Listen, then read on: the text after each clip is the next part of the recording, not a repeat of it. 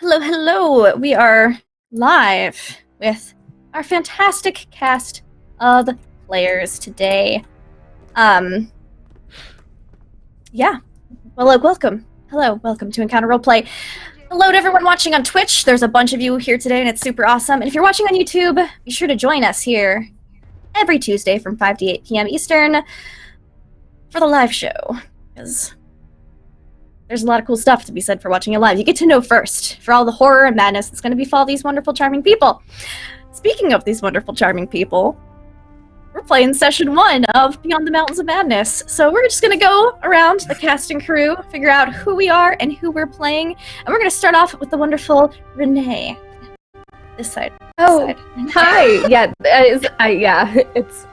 Hi, I'm Renee Rhodes, Ray Deanne R on Twitter, and today I will be playing Lois Greenaway. She is a scientist, climatologist, and she's very excited for what's ahead. I am very nervous for what's ahead. Good. Don't worry. You'll get less nervous as well. I won't promise that. You might get less nervous as your character gets more insane. We'll see. So, going down from the lovely Renee, we're going to go down to Crumpler64. How are you? What are you playing? Excited and nervous at the same time, which is a weird combo. Anyway, Yeah. I am playing the artist Baxter Wiggins. He's here as essentially our cartographer, as he is mostly here at mostly a curiosity, slight influence, as his father was an investigator as well. So I'm not sure what's going to happen to him, but that's what we're here for. Yes, that is why we're here, to discover all these wonderful horrors together. Moving from our fantastic cartographer artist, we're going to go to our outdoorsman, Jim Mersion. How are you today? What will you be playing? I'm fine, thank you. Welcome, everyone. Hey, my name is Jim Moreno. I'm a freelance journalist, a video game geek writer. You've probably read my stuff on Geek and Sundry or other websites. Will invited me on here, and I'm glad to be here. Thanks for the honor and privilege. For this campaign, I'll be playing Hunter Morrell, outdoorsman, survivalist. I am one of the right-hand men for the Starkweather Moor expedition team. I handle the structural engineering sides of the the expedition here, and I have access to all the weapons. So if when everything goes down, I'll be the one to go insane and kill everyone. I love that attitude. That is such a great attitude to have about this campaign. So we're going to move on to someone else who always has a great attitude, no matter what the dice rolls are. Jess, Little Cup of Joe, how are you tonight? Hello! Hi, I'm Jess, Little Cup of Joe, out there on the interwebs. I will be playing Lena Stoddard, a recent graduate of Miskatonic University. She is the archaeologist on this expedition, and her personal interest is her professor is one of the folks who went missing, probably died on the last expedition. So she wants to kind of find out what really happened. There is no way this can go wrong at all, I'm sure. No, curiosity never does any harm in Call of Cthulhu, ever. It's absolutely one of the not. better traits to have, actually. She's a smart and plucky girl. She will be fine. I'm sure she I'm will. feeling comforted with every word. Yep. Yes. Speaking of smart and plucky, we have Pro Restarter. How are you today? I'm doing super great. I'm about to be here. I am Pro Restarter, as the name suggests, as you can see below and was just said. I am playing Hayden Stewart, the pilot of the group, navigator, daredevil, all of that shenanigans. And I'm very happy to be here and be completely sane and not scared at all. Good. Yeah. See, so many positive attitudes here today. And we're going to meet our last, but most certainly not least, member of this game and expedition today, Hollowtail. How are you doing tonight? I'm great, thank you. And yeah, I'll be tonight playing Sebastian Wintercroft, a psychiatrist. So if that mind starts slipping a little bit, I might be able to help you or might not. I have a lot of laudanum either way. Oh, okay, that's good. Laudanum is a very good thing to have in Call of Cthulhu sometimes, until you get addicted. And then it's got mixed reviews from then on. But up till then, golden. And I think for her to have a psychiatrist on the team. So now that we've met our entire cast and crew, before we begin, I'm going to remind you guys that we are sponsored by Fantasy Grounds, our virtual tabletop of choice. All of the beautiful roles you will see today and handouts in future episodes, because I don't really have any for today, you will see displayed here on Fantasy Grounds. You can also get, for your in-person games, miniatures from waylandgames.co.uk. They have a bunch of D&D, Warhammer 40k minis, and I believe they're all 20% off. Finally, Tabletop Loot provides fantastic dice. I cannot say enough good things about Tabletop Loot. Fantastic dice, fantastic company, which we will give away when we hit 20 retweets. We are already at 15 retweets, so in 5 more retweets, we'll be giving away a set of dice. But check out tabletoploot.com to see all kinds of sets that you could win during each session. Finally, I will remind you how you can interact with today's game. When we've got a donation board right down below us.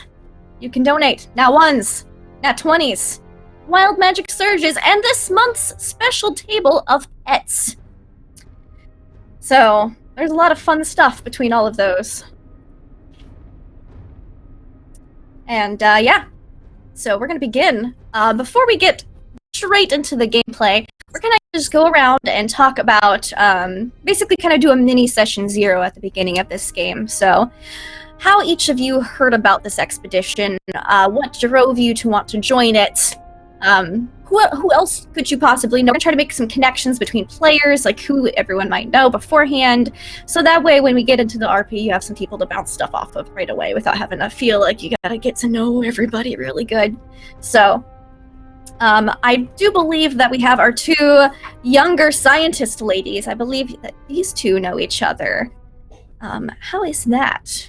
How did you guys hear about this expedition, and how did you join it? This is kind of like her dream. Yeah, I think we were roomies, and well, ever since her professor originally went on the original expedition, Lena's been keeping her eye out for another opportunity to go. And as soon as this one came up, she made sure Lois knew about it as well. Excellent. So, adventures together, nothing terrible, just wonderful things ahead, ready to get out, find out what happened, and get some, good job experience, because you guys are newly graduated scientists, and in the 1930s, well, America's still kind of recovering from the Great Depression to an extent. We are in 1933, the Prohibition is almost over. Not quite.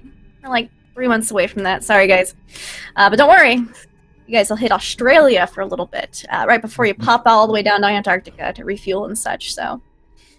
Unless you hit a speakeasy. We're just so excited. Like, I think we've been waiting for a project that we could work on together. Pretty much all through school we talked about it, and we didn't know if it would really be a reality or if it was just one of those things we talked about. So to see it actually happening is super exciting. Exactly. Awesome. So you guys probably heard about it through the university, because you guys are following in the footsteps of the previous Miskatonic expedition to Antarctica. It's not the Arctic. Where very few people returned alive, and most of those who did return alive were very, very changed. It's hard to get a hold of them to talk. Not many of them are willing to talk about it. No one really talks about what happened on the expedition, but several relics and artifacts, certain like fossils and things, were brought back. So it wasn't completely unproductive. They just never finished to due to some tragedy striking. It got blamed on a snowstorm, but some people suspect otherwise. So, someone who would be really good in a snowstorm would be Mr. Hunter Morell, I believe. How did he hear about this expedition and what caused him to join? I met Mr. Starkweather during World War I. I served under his command, and he was impressed with my engineering abilities. I was an engineer during the war, building trenches and fortifications and such. He kept me close by after the war, encouraged me to enlist in college, Miskatonic. I went there, graduated in 1922 under his tutelage, him and Mr. Moore. And then with after that, I went home for a little bit, home to South Dakota, the Badlands, the Black Hills. I've been there. Well, that's where I'm at now in real life, pretty close. Oh, very cool. And then I returned to the college, and he put me to work. Him and the college put me to work, traveling the world and learning about various housing, various structural engineering from other cultures. Namely, for the past couple of years, I lived with the Inuits in Great Northern Canada. And then I went and spent some time out in the Iga Mountains of Japan, learning the same. But while I was there, learning mostly under the guise of learning about engineering and such, I was also picking up tactics and techniques for survival training. Extreme weather, extreme conditions, extreme geographies and such, and sending back reports to Starkweather and Moore and the college. And so that's where I come from now, and that's and as we're gathering together here the past few months, I imagine we've been doing some type of training all together at some place.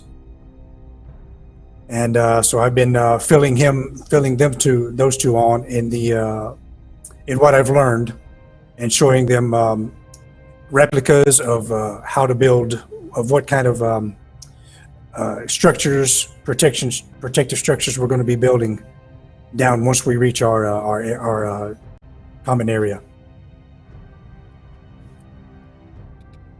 Excellent. So, you were probably contacted by Mr. Starkweather then to, since you went to the war with him for sure, as someone he definitely wanted to have on his expedition, because he knew you'd have his back during potential dangers of Antarctica.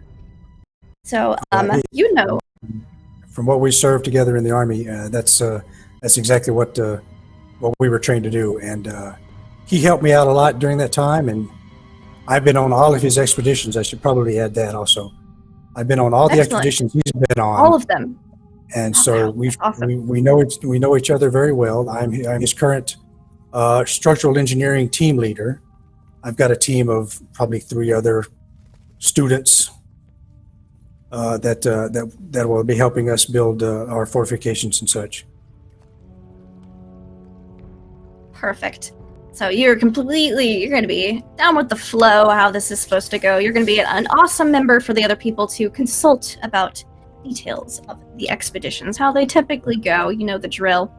Excellent. So we also have, I believe these two people would probably not know each other starting out, but get to know each other very soon. We have our artist, who is a cartographer, and our pilot. Let's start with Mr. Baxter Wiggins. How exactly did you hear about the expedition, and how'd you sign up? And in terms of how Baxter found out about this expedition, is a lot of times he does illustrations and such for the local newspaper in the place he works in Albany, and a couple of times, rather, when he gets the paper, not only does he want to check to make sure proofs and everything turns out correctly, he would find articles, rather be theories or actual reports based on this expedition. And since his father is an investigator, so it's a little bit of that, you could say that a little bit of family investigator blood still runs through them. So just where, even though he tried to ignore it, just curiosity got more and more the best of him, to where it basically, not only did he start reading more and more into this, more than his own artwork, it is where it's like he and did his own investigating and reached out to anyone who knows to where to go and reach out to be part of the expedition, because it's where it's like he feels like he can do some good in this, even though he's never really gone through this kind of thing before. He's where it's like he just that the call to action is calling for him. Love it. So you probably actually had to pass through an interview to join on the expedition, as you weren't someone that the Mr. Stark and Mr. Moore knew previously. So you passed that as soon as they found out you could do cartography, as one of the goals of this expedition, aside from following in the footsteps of the previous Miskatonic University adventure, is to find out whether Antarctica is one landmass or two, because they didn't know exactly in 1933, and so they're bringing a lot of supplies and equipment to prove once and for all if it was one landmass or two. And one of the ways they're planning on doing that, because it can take weeks and months to slog through all that snow, is to travel by plane, and that is where our pilot comes in, Mr. Hayden Stewart. Resplendent offering. Indeed. Hayden. Yeah, Hayden heard about this in the paper when it was announced, and hearing about the Miskatonic Peak, it being like one of the highest places, it being very dangerous, crazy winds. He did what any true good pilot thought, and was like, I need to fly there and be the first one to fly the highest of the heights in the most dangerous weather and make a name for himself. And that's what he's doing here. Mm-hmm. He in his mind is one of the best pilots. He's won enough races. He did the Kessel Run in less than 12 parsecs. I mean, he did win the King Edward's Cup in England, but where he's from. I'm pretty sure that's the 1930s equivalent. Yeah. So, yeah, excellent. We've got our hotshot pilot who's gonna have to be spending a lot of time with this artist, most likely, as pilots and maps go together pretty well. Kind of need one of them to a certain extent, especially when it's a great big white landmass with very few landmarks. Going through. And we also have a person who is helping fund this expedition, in addition to bringing his medical expertise, medical of the mind, mostly.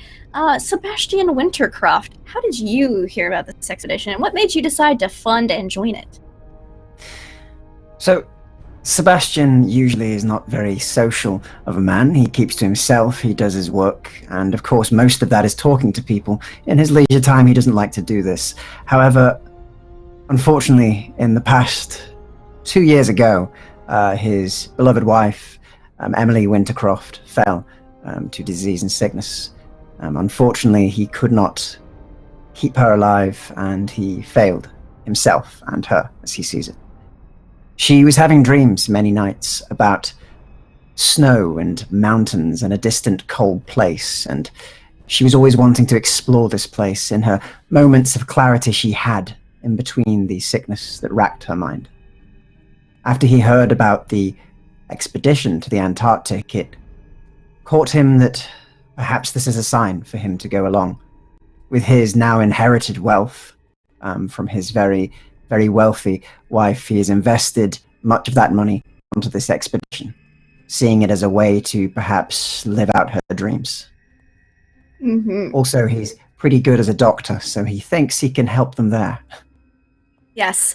Yeah, there's a lot of reports that have surfaced, especially in your field, Sebastian, about several members of the previous Miskatonic University expedition who were first hospitalized and then put into asylums due to mental illness that they didn't have previously, but had severe cases upon returning to the United States.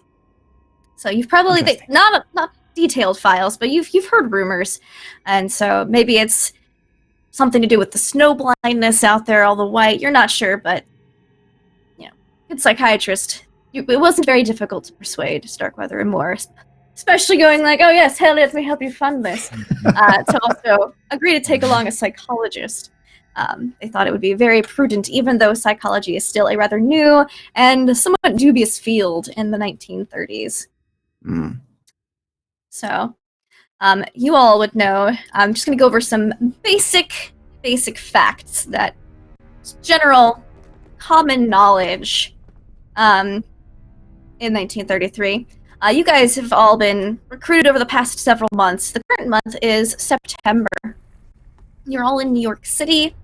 The Starkweather Moor expedition has about 50 or so people. That's almost twice the number that was on the previous expedition. They figured more people, it's got to be better, more funded. There's been new types of technology for drilling into the ice to get to fossils and all sorts of other things. There is 3 expeditions heading out that you all know of to Antarctica during the summer of the southern hemisphere. That's why you're leaving in September, because it's the warmest time of the year down there, and it's still expected to be absolutely freezing temperatures. There is a lot of publicity surrounding this expedition. Going out to eat, if your name has gotten out that you've been on the expedition, it's not been uncommon for you all, the closer it's gotten to the expedition time, to be asked for interviews by reporters, newspapers, journalists, people to take your picture, want their picture taken with you, autographs from people in the street, as there is a lot of publicity, partially in thanks to Mr. Starkweather, who is quite a boisterous fellow, and he's basically the hype man, the social face of this expedition, the person handling all the behind-the-scenes prep, the checklists, making sure everything gets onto the boat. Yep. You know, that guy. That would be Mr. Moore, Mr. William Moore. He is handling all of this, and of course, he's given you all a to-do list as well, because there's too much for any one person to double-check and prep. Apparently, there's been a couple of issues surrounding minor things, but enough to make the very already extremely organized geologist, Mr. Moore, enough to make him want every single thing double-checked before loading up your ship and leaving. The press that has been out above this expedition is, a lot of it's to boldly go where no man has gone before. We're going to go beyond the Miskatonic Mountains, where not a single Antarctic team has been previously. An entire floor of the Amherst Hotel on the corner of 8th and 44th Street.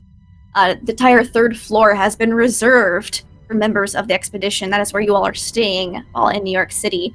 Mr. Moore and Mr. Starkweather have rooms above you guys on the 4th floor, as they wanted to be, have a bit more quiet space to sleep, as a lot of the journalists sometimes manage to creep their way up to the 3rd, but usually get stopped before reaching people's doors or getting all the way up to the 4th floors. Things that you guys have to do before heading out on this expedition is get outfitted for clothes. And Mr. Still learning everyone's names. We have Hunter. He's been asked to double check all of the cold weather gear after everyone gets fitted. Snowshoes, make sure everything is in order. Right numbers of everything, the right quality of equipment as well, as they're not skimping on equipment here after what happened to the last expedition. You guys are scheduled for publicity photos the next day for the newspapers and the press.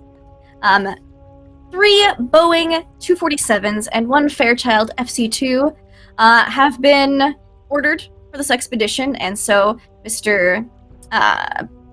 Hayden Stewart, you are going to have to go over and examine all those, make sure everything's in order, make sure you have the right amount of fuel on order to be loaded onto the boat.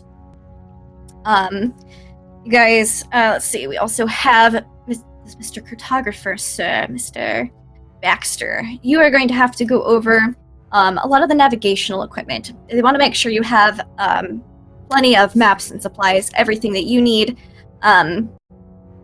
We also have, they're not having Sebastian do a whole lot, as he is considered one of the supporters and people who are funding this expedition, he doesn't have as great of a to-do list. So his is basically, what medical equipment do you need? We will procure it for you, and you can double check us to make sure we got the right stuff. The two ladies, you're not sure why they gave you these two jobs, but Mr. Moore has requested that one of you make sure everything's good with the sledding dogs, and the other one make sure everything is good with the food supplies and the food shipments. I guess they thought maybe you'd be good at home inventory kind of things. Not really sure. It was kind of, he listed off his to-do list, and he looked and he was like, you two can have these lists. And you have I full like dogs. You like dogs. Perfect. You can deal with the sledding dogs, make sure the crates are all good, his dog handlers, everything he needs. Just double checking with him as I'm doing. You see him pull out his list, and it's just like it unrolls and kind of it almost hits the floor, but not quite. So your lists are basically things in your specialty field and things he didn't have time for. Food and dogs, got it. Food and dogs. You guys have approximately a week into September 7th to get this stuff done, double check everything, and have it all loaded up onto your boat, which is the Gabrielle. It is parked on the harbor. There you have to pass by, basically, dock security. It's a closed-off dock, so as to not let all the press and media through. They get stopped at the gate, but the gate guard knows your faces, and he'll let you all through, no problem. He's just like, oh yeah, hi, nice to see you. There's constantly dock workers moving in and around the ship. You guys are free to come and go as you please from the ship, and also to come and go as you please from the Amherst Hotel. So, without further ado, I believe some of you, I think Crumpler, your character, was already living in New York City. Yes. Or nearby, so you could stay at your apartment or at the hotel. A room has been provided for you either way. If you want to get away from the press, you probably go to your house, as they don't have that address per se. Does anyone else live in New York, or are you guys all from different countries or separate places? That is a good question. I believe that we said Mr. Hunter is from South Dakota. Yes, but my residence is listed as Amherst. Arkham. I'm sorry, Arkham. Arkham. Okay, Massachusetts. Yeah. Quick train ride away. Right next to the college, yes. But I've been traveling the world, and I've only been in the States for 2-3 months at a time before leaving out again. Excellent. All right. What about, I believe, Mr. Sebastian, where is your residence? Yes, so he currently does live in New York. He has a practice there, the Wintercroft practice, where he, of course, practices as a psychiatrist, dealing in medicine and also in psychology and psychiatry. So he currently resides there in a very prime spot at the center of New York. Excellent. You've probably had a couple people come in and sit on your red couch, and you ask them questions, and they're like, yes. So about this Antarctic expedition, and they pull out their paper and they start asking you questions back. It's become more and more frequent the closer it's gotten to the launch date. So that's not entirely evil. Yeah, that would likely confuse him a little. But at the same time, he would listen to them, of course. He's there to listen, and would ask them how that makes them feel. Before, of course, answering little questions that they have in very vague manners, and continuing to then ask for the payment, which would no doubt scare them off. You haven't had anyone come back for more questions, but you have gotten several appointments. They've paid up, but they always seem it's about a mutual slight confusion and disgruntlement on both parties by the time the session is over. That's what I aim for.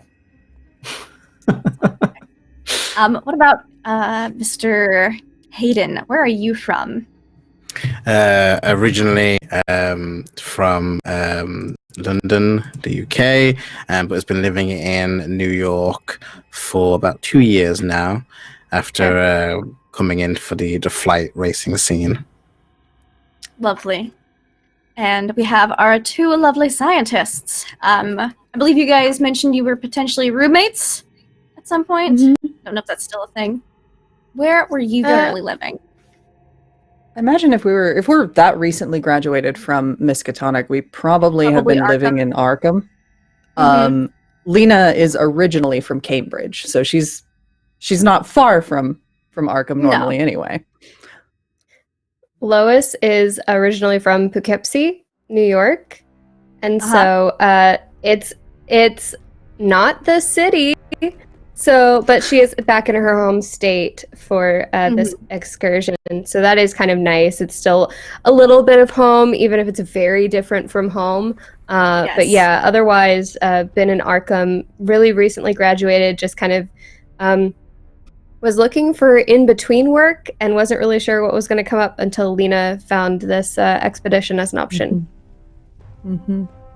Awesome. Well, in that case, you two are probably staying at the hotel for sure then. Yeah. So we've got everyone. There's frequent meetings that just take place in the restaurant down in like the hotel lobby, where most of the important people of the expedition gather. There's another survivalist as well. He's also the husky trainer, the dog sledding trainer. So you've probably worked with him before, Hunter. But he is there. He's at most of the important meetings, and you guys are basically the main group, along with Starkweather and more.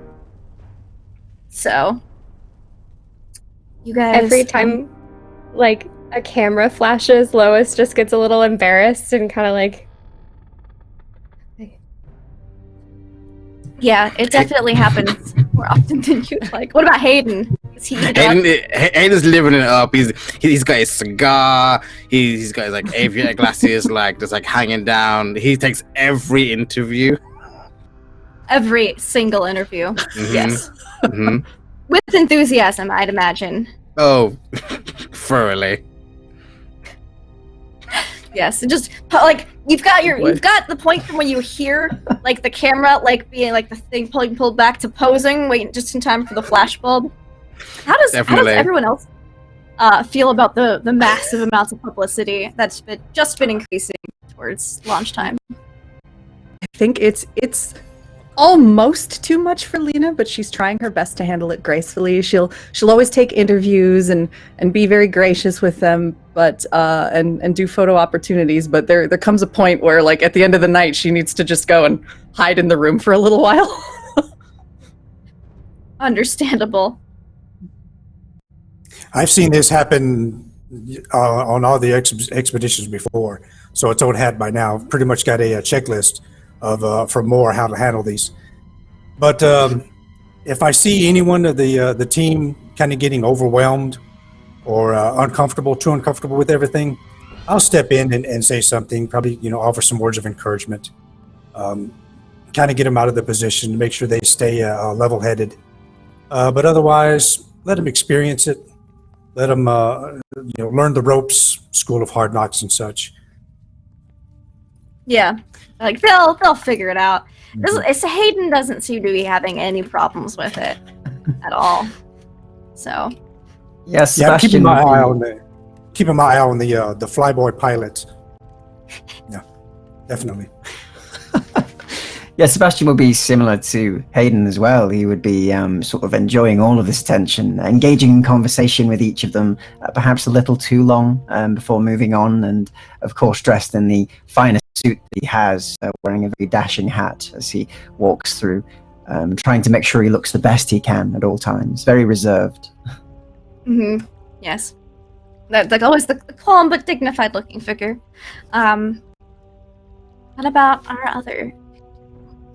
I imagine Baxter just where at first like he's taken off guard because he's not used to being any level of limelight, but then eventually kicks in. It's like, wait, I can use this. So a lot of times, anytime he's asked in interviews, at some point he will mention, so yes, I'm part of the Wiggins Wonders Emporium. If you might want to come by, so he'll try to do a plug for his artwork studio.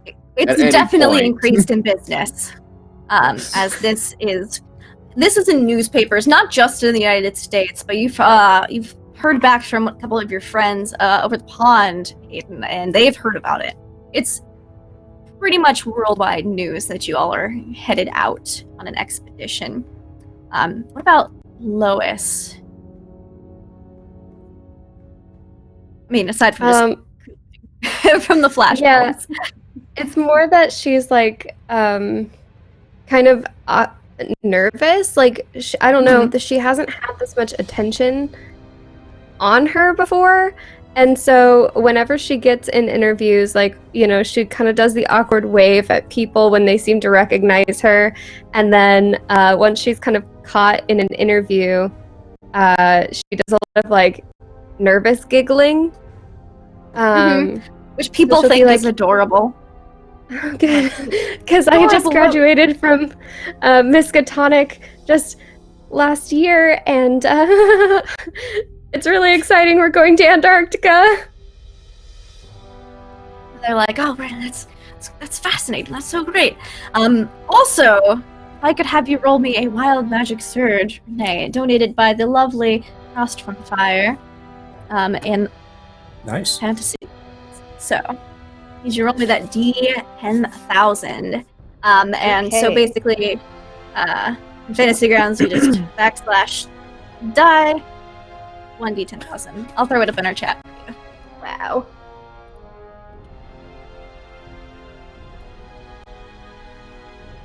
I do think anytime Lois looks like she's getting a little overwhelmed in those situations, if Lena is nearby and she sees it, she'll kind of like swoop in and participate and rescue her. Oh, Thank you. this could be 1179. This could be incredibly useful. Caster is immune to the effects of dehydration. Wow. Wonderful. Okay. I mean, we are going to a desert, technically.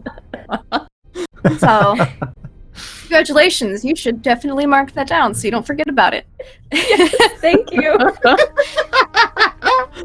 That's Most one of the useful first wild times I've magic seen a... surge I've ever gotten. Yeah, that's one of the first times I've ever seen a truly useful wild magic surge. And a lot of campaigns that wouldn't do you maybe a whole lot of good, but in this one, that could come in real handy. Uh-huh. So, excellent, excellent, excellent. I'm going to mark that down for myself as well. All right, Making a note. Lois. No dehydration. Awesome. So, you guys are currently at a dinner with Starkweather and Moore because, well, that's just, you know, what you do when you're prepping for an expedition. You have dinners and you discuss what your plans are. The food here at the Amherst Hotel is actually quite good. It's a nice restaurant down below. So everyone's gathered there. Not all of you have really spoken to each other much before. Maybe just timing didn't line up between your regular jobs and expedition meetings. So this is the first time all of you are sitting down together at a table to eat. Moore is a pretty quiet fellow, but Starkweather is like, oh, excellent, excellent. I'm glad we could have all of us all here together today for this dinner. I am so excited about this expedition. We launch in exactly 1 week. 1 week, folks, before we make history. Are you excited? Are you ready to make history? Excited. Excellent. That's the kind of attitude I want, Missy. It is rather I'm actually jumping at the exhilarating. chance. Indeed, it is. True wasn't have been said there, boy. I can't wait to get up in the air. It's truly exhilarating to be here. It's been a while Air since is I've the flown. new way to travel. I just have a feeling. I can feel it in my bones. Air is the new big thing. Flying. We are going to map. And he kind of like he walks over to you at the table and puts his arm around you. We are going to map Antarctica. We're going to find out if it's one continent or two. We are going to go beyond those Miskatonic Mountains to see that whatever is beyond. I cannot wait. I am glad we have such an able-bodied pilot who is as gung-ho as I am about this adventure. Oh, Oh, more than, good fellow, more than. I kind of offer him a cigarette. To be one of the first people to do such a thing, I can't believe it. And I agree with you, air travel is the way to go. It's ridiculous to think the people are taking boats. Boats, I have to say. They, for one, have a lot more room, usually. Things you can do on them. Their planes are quite nice, of course. Stylish, which is their main appeal, I find. Stylish and free form. You can explore, be one with nature and the surroundings. On a boat, you're just in a metal cage, hoping you make it to the other side. Is that not the same as a plane? No, because at least in the plane, you're out there exploring. And if things do go bad, you have a beautiful view. Well, at least we can remember that in case we fall from the skies. He says nervously before he takes a drink of his wine. Well, lucky for both of you, Gull, we are both traveling by boat and by plane. Because, unfortunately, we have not reached the level of modern innovation required to carry all the equipment down to Antarctica by plane alone. If I could do it, I would do it. But we're gonna load all them planes up onto that boat, sail down to Australia, resupply, refuel, then right by Antarctic. I cannot wait. Excitement is palpable. I have scheduled all y'all some fantastic publicity photos to be taken tomorrow morning.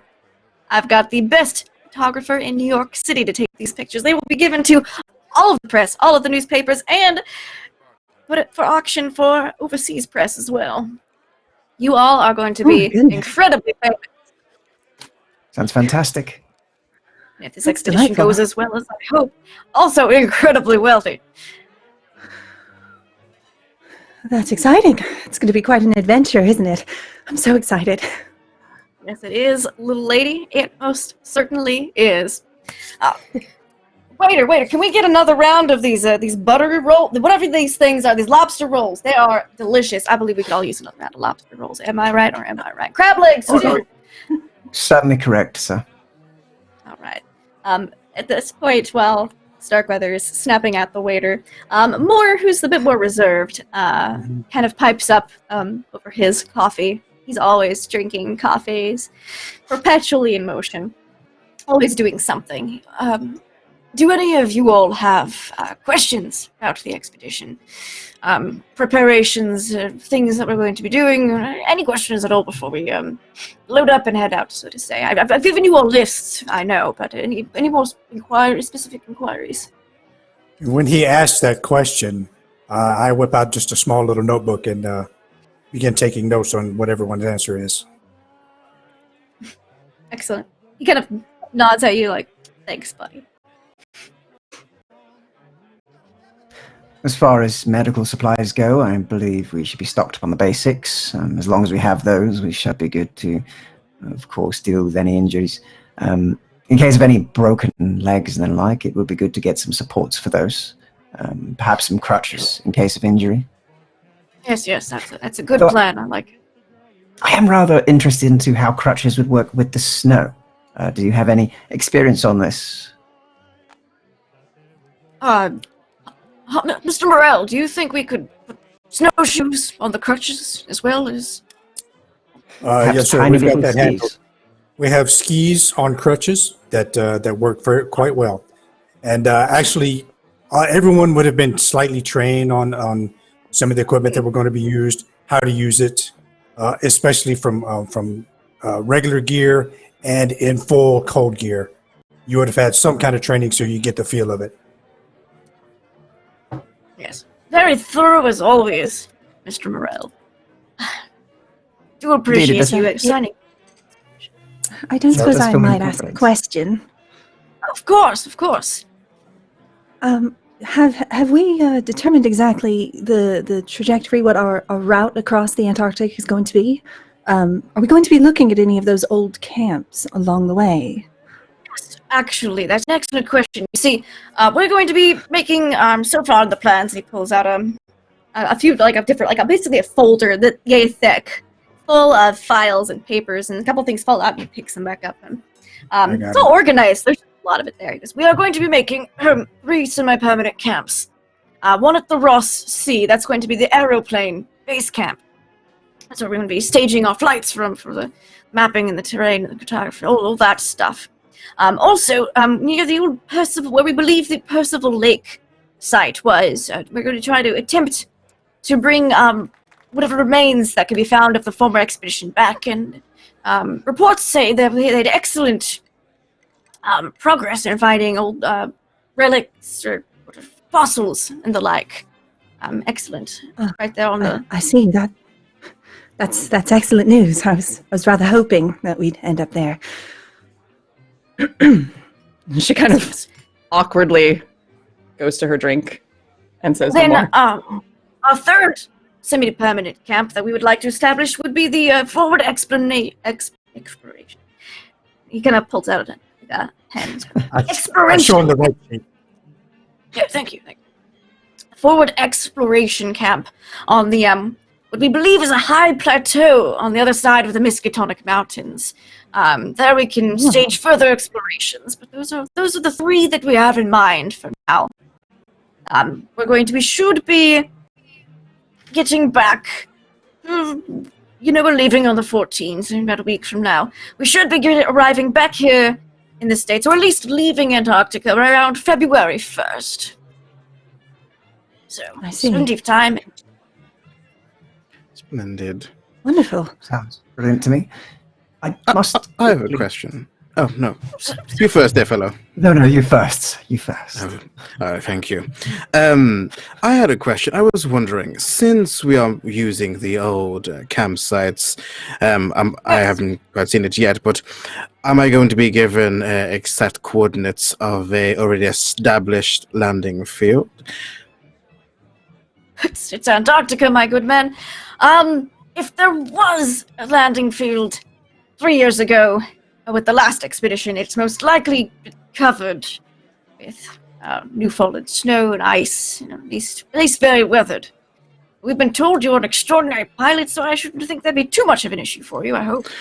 Yes, but we do know the exact locations and where we're going, don't we? Yes, we have reports from the previous expeditions to further our exploits on. The campsite did have several pillars put into place, large sections of wood. I should think those would be covered up by now, as Antarctica doesn't get that much snowfall, but it should be easy to distinguish, as they didn't take everything from the old camp there, so remnants and parts of the site should still be visible, I would think. Especially from air, where you can get a view and see what doesn't fit in with the terrain. Good. I would also make sure that there are large coverings for the plane, just for any kind of storms or any kind of lasting ice, and a known kit for repair, just in case. Yes. And that's I would like you personally to review the packing up of the planes, make sure everything's assembled to your specifications and quality required. So I myself am not an aeroplane man, but I was given a basic checklist, and I figured you could make sure it was all good and expanded upon if need be. Of course, I will be checking the parachutes forthwith before we leave. Yes, highly advisable. That I kind of like he takes a little bit like a nervous sip of his coffee, and you mentioned parachutes. Yeah. Ha ha! I buy him. Parachutes. Mr. Wintercroft, you had an inquiry? I indeed did, yes. Of course, we know ourselves that our brilliant survivalist over here, Hunter Merrill, and of course the amazing pilot Hayden here, and yourselves. But I do have some questions about our 2 more academically inclined members of the team. I believe Lady Lena and Lois. Yes, of course. It's a pleasure to meet you. Please. Sebastian Wintercroft, Yes. psychiatrist. Smiles a little bit. I wished to actually ask what your specializations were. What you studied in Arkham. Well, I'm an archaeologist, Dr. Wintercroft. Splendid. climate is really my main field. I'm fascinated by all things weather, a little bit of geology, courtesy of our dear Moore and Starkweather. So who was the professor again? Professor Moore, as you're talking Moore, to right yes, now. okay, Moore. He was actually one of your and university. yeah, he was my geology professor, and so yeah, it's Upgrades.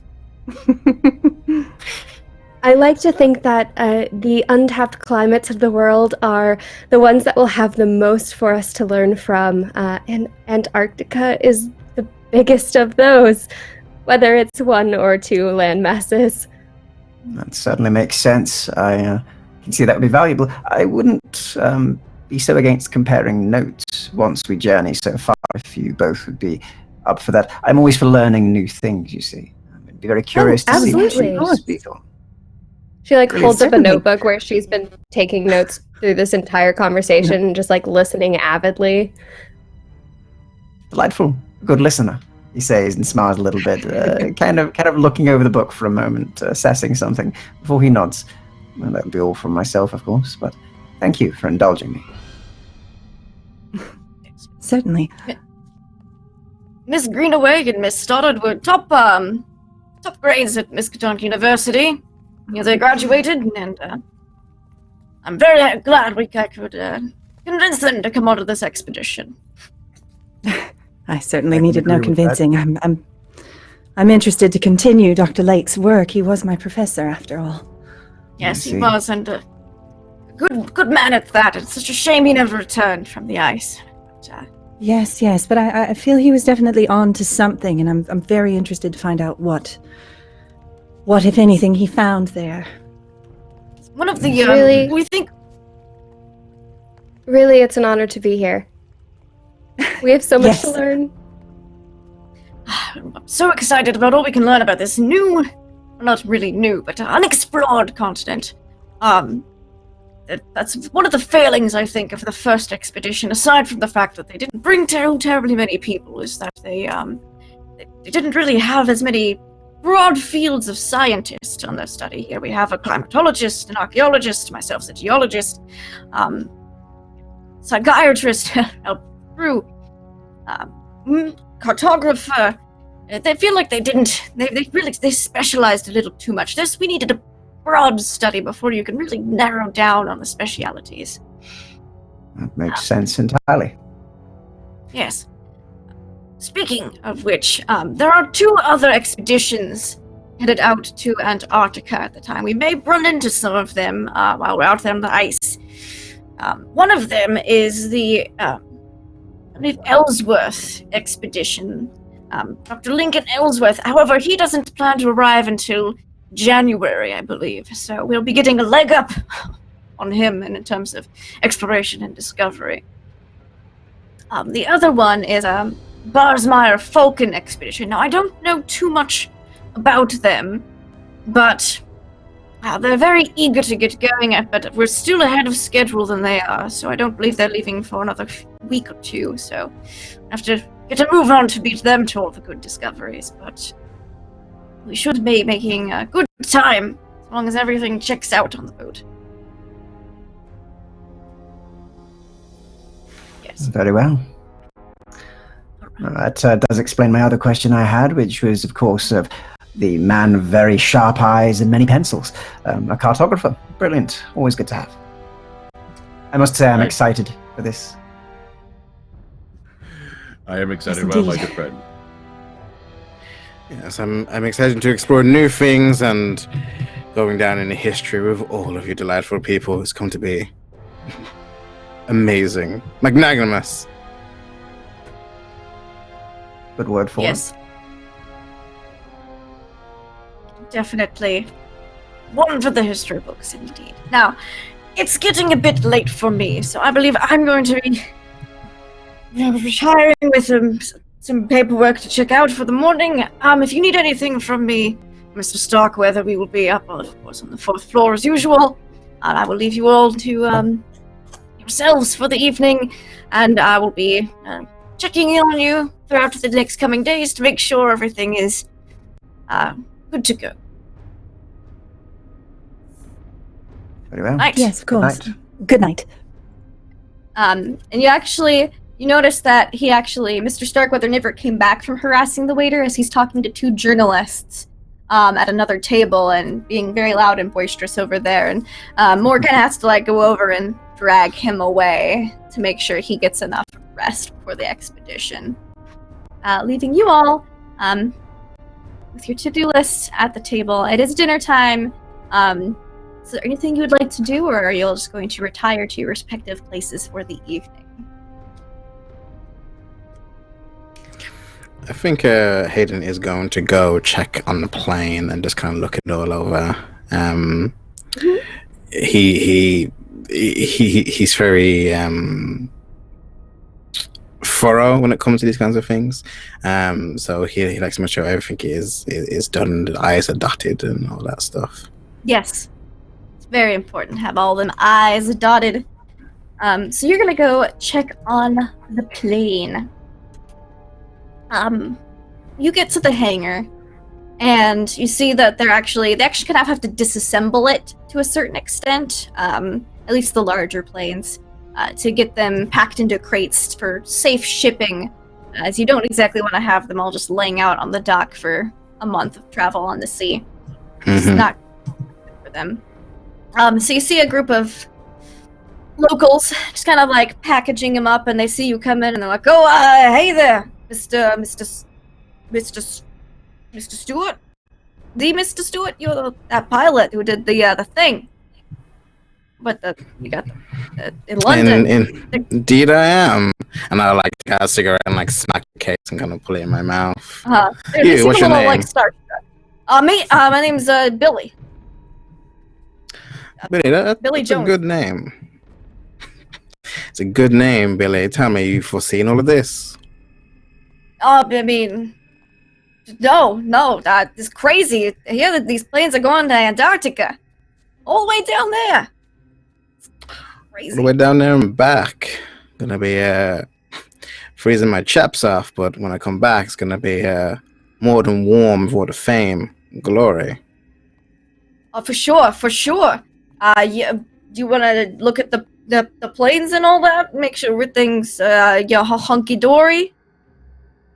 I trust you, but of course, being a pilot, one always needs to spec over their craft. There's a bond that we have.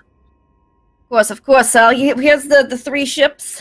And he kind of gestures to the 3 bigger planes. And we've already packed up the smaller one, but of course we haven't nailed the crate shut yet or anything, so you can still check on it. But we'll be working all night, make sure this is all taken care of. Beautiful. And I kind of look them over and make sure it's all done up and there's no loose screws that have been missed or there's been it's been hankery done. So I would love for you to either, if we're gonna get some rolls in, give me either a mechanical repair roll or an a mechanical repair roll. Okay, cool. I can totally do that. And I'm new to this system, so is that just a D100? Yes, it's a D100. Okay, so that's just a slash. 1.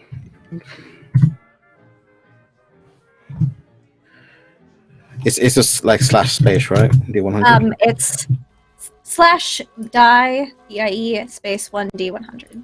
Oh, or you can right click on the D10 and click the percentile on the fantasy grounds. Oh, nice. Okay, cool. Yeah, you can What right click today? on. Yeah, you can right click on any of the dice there in Fantasy Grounds, and it'll give you a dial, and you can select 2, 3, 5, 10, and the percentile dice on the D10s. Makes it quick and easy.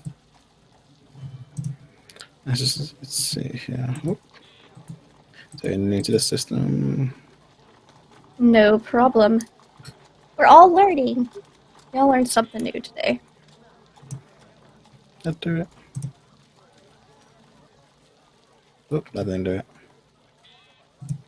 Okay, well.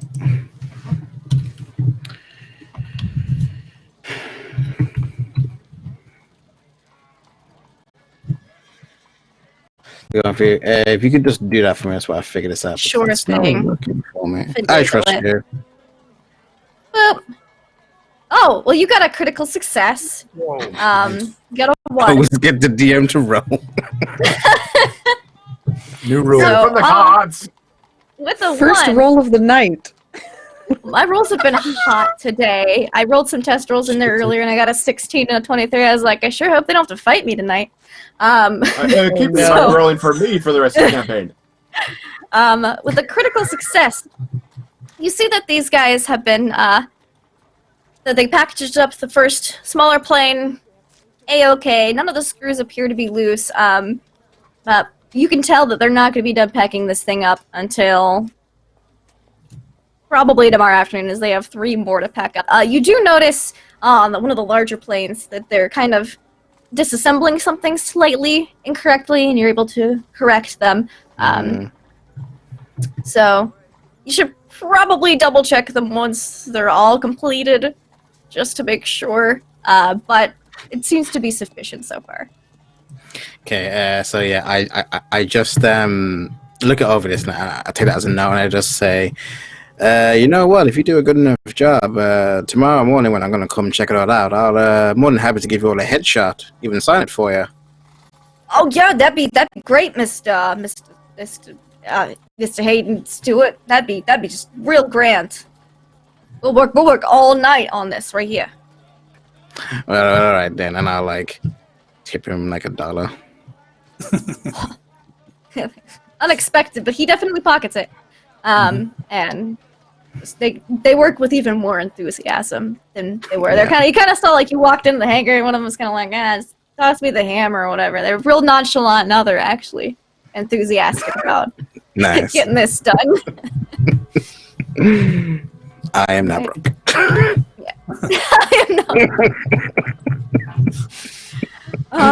So you're able to do that. By the time you're done checking on that, it's probably it's dark. It's after dark at this point. What does everyone else do between? Because you guys had an early dinner. It was like 4 p.m. Because it's winter, so dark's like 6 o'clock. So it's early evening. You guys are finishing up dinner. What does everyone else get up to for the evening? Well, I think Sebastian will be enjoying his meal, mulling his drink, and sort of making idle chatter with the rest of them at the table. Very much asking many questions of them. And when he asks them, he sits back and listens intently to every single word they say. You get the impression that he enjoys listening to people and learning about people quite a lot. No doubt a gift in his line of work. Yes. He would specifically ask Baxter a question.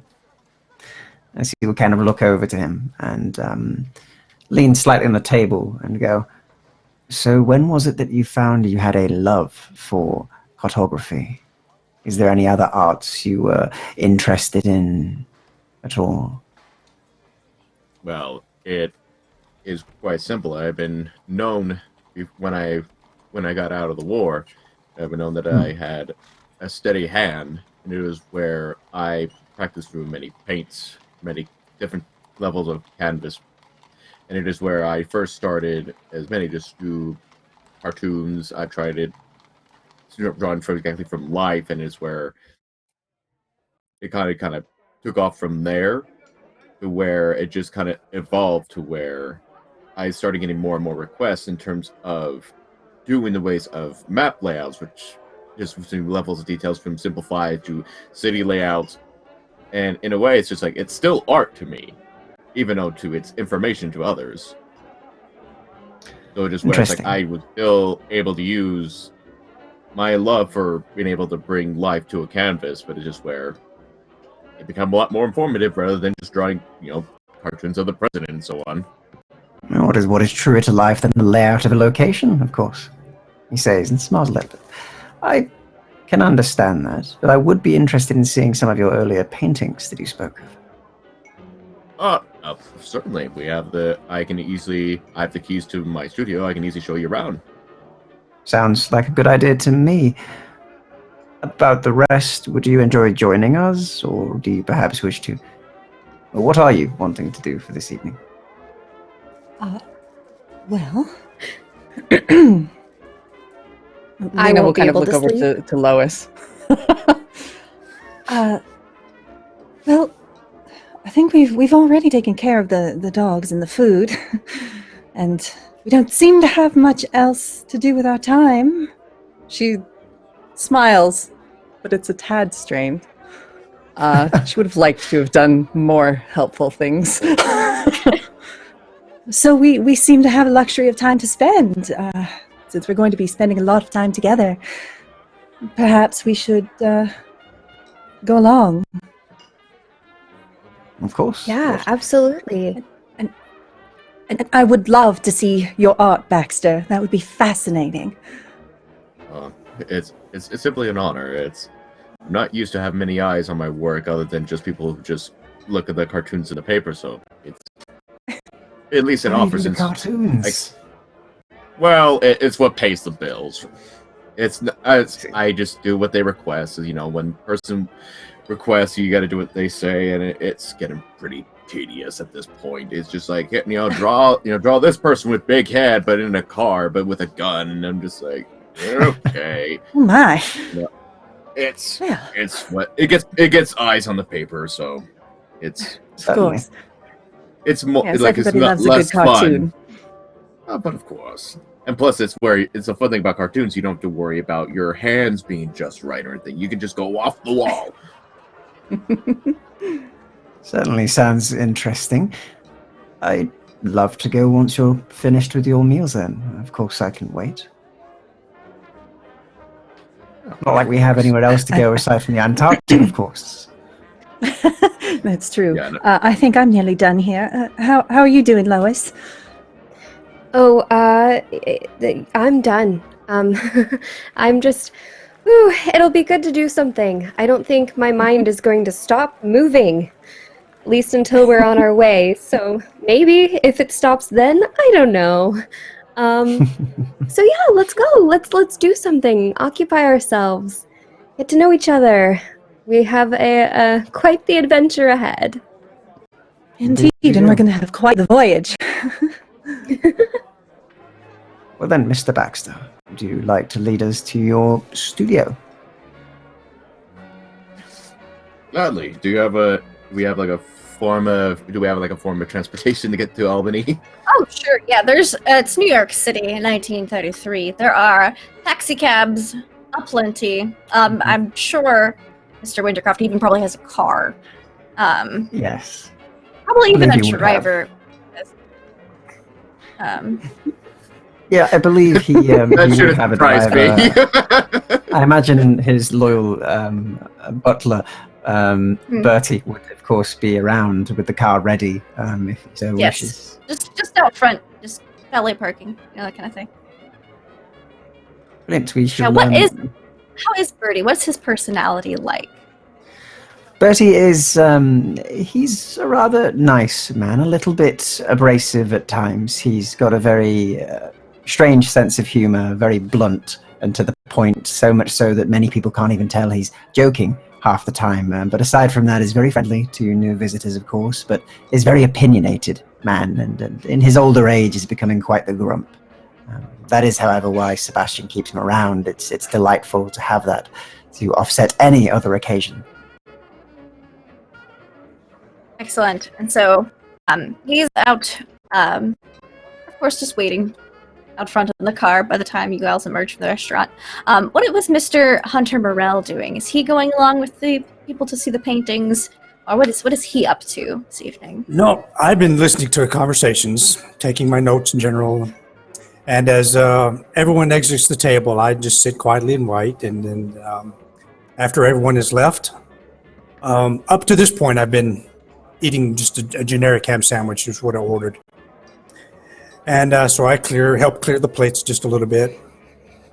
And I wait till everyone's exited the building, the restaurant here, and then I call a waiter over. Order a prime rib, the finest cup of coffee, finest cup of tea, and I enjoy those in silence. Or Excellent. there by myself.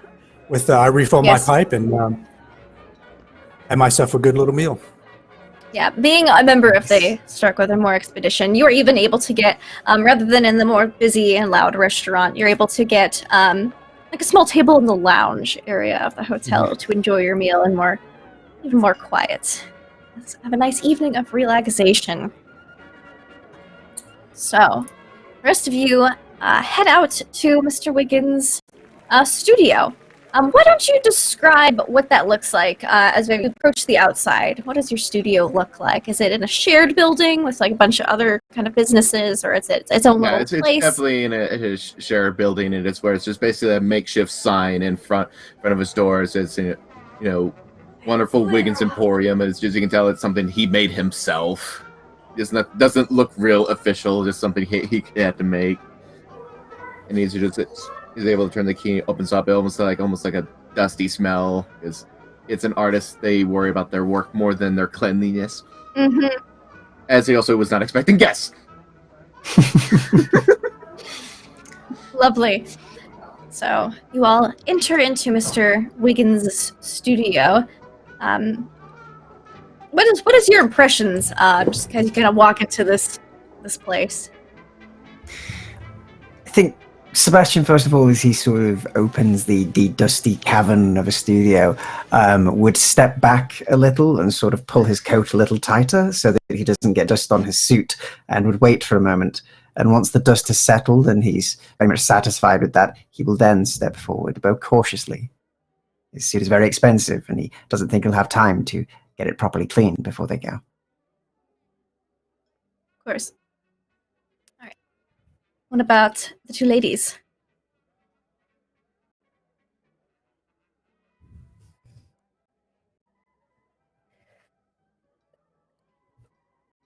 I believe you are muted. Oh, nope, you're good. Okay.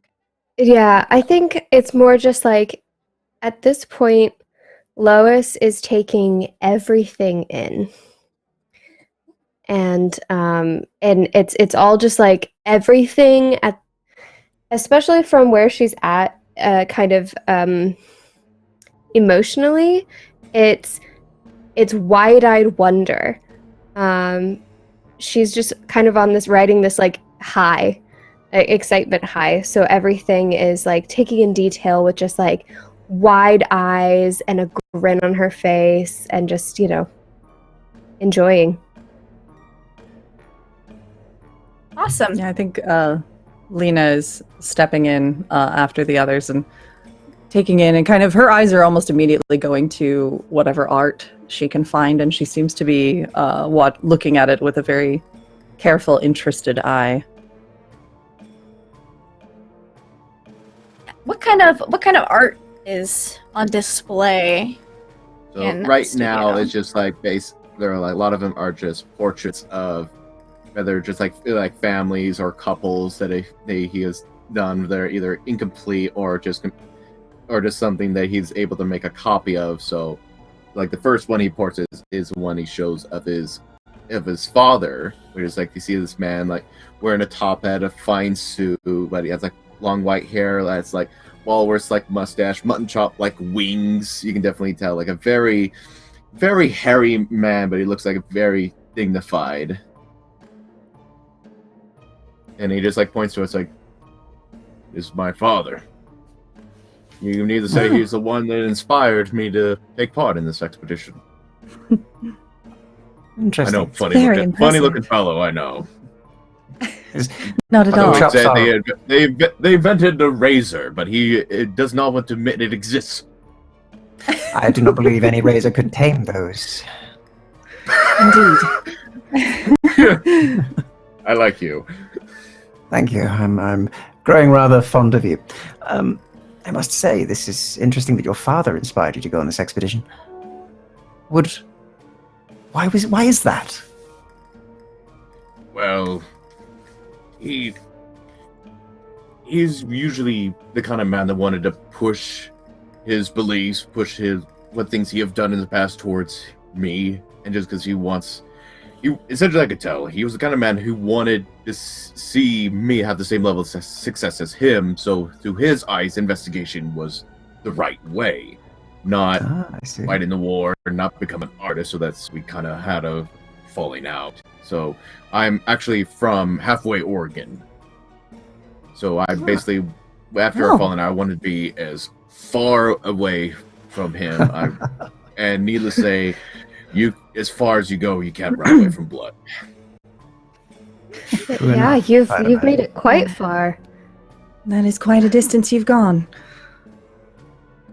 But you still have enough of a relationship with him to feature him in your art? In the end, it's just, as much as I know I'm far from him, family is still in its root important. So, besides, I'm not even sure there's even a picture of him somewhere. So if anything, I wanted to at least, I have a good enough memory of my father's, therefore with anything, at least show the world, if anything, like the father who brought me to this life. Let's see. Good Of way course. of Quite immortalizing. impressive. It's a very well done portrait, knowing what we know, of course. Yes, the And there's mutton chops may be an exaggeration for all we're aware, but I'm sure you've captured. no, there are no Right. exaggeration. Trust me. If you met the man, you Oh, would. goodness. This is not far from exaggeration. As a man of medicine, Those are- I doubt this, but at the same time, I believe you would prove me wrong despite that. I would happily prove you Yeah. wrong. They are mighty indeed. And what else do you have in here? I have something to show you. He leads them to like a filing cabinet, and he just opens it up one drawers, and they're all filed like within months and years. And there are strips of newspapers of like cartoons he has drawn. Like a lot of them, like politics related. A lot of them are just like whatever celebrities was in the news. It's like something he was requested to draw, and they're like a lot of them like dusty as they pulls them out. Because a lot of them are just like years old. Like this is like 5 years of work that's just piled into this filing cabinet, and he just lays them out on one of his tables that he quickly clears off of books. So again, like it's not a clean place. It is just like it's an organized mess, so to say. Mm-hmm. And in this organized mess, I would like everyone to make me spot hidden checks, actually. Of course.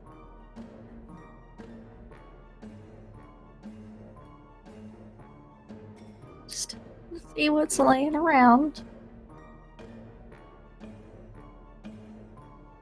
And you're aiming for the number you have or lower. How best do you do that in Fantasy Grounds? So you can either type /die 1d100, or you can right click on the d10 and click the percentile and then throw it in the roller. I just barely made it. Got a Excellent. 72 out of a 75. Awesome. And that the other three, I'll. Don't. I'd say think 28 I- out of a 50. You guys and your spot hidden checks. Doing so good. All right. So, anyone who succeeded on their spot hidden check, they will notice something they didn't when they first entered the room. They noticed that there's a letter, like a type of letter envelope, that it was slid under the door, but you all kind of just walked over it as you entered into the room. It appears to be still sealed, but it looks like not very old. It doesn't look like it's been here a long time compared to the rest of the organized clutter.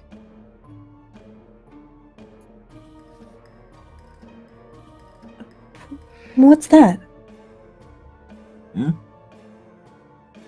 She'll gesture to what she spotted there. How long's that been there? Actually, I'm pretty sure you want to know the answer to that. You mind retrieving that for me? What? Oh, Yeah. of course. So she'll go and collect it.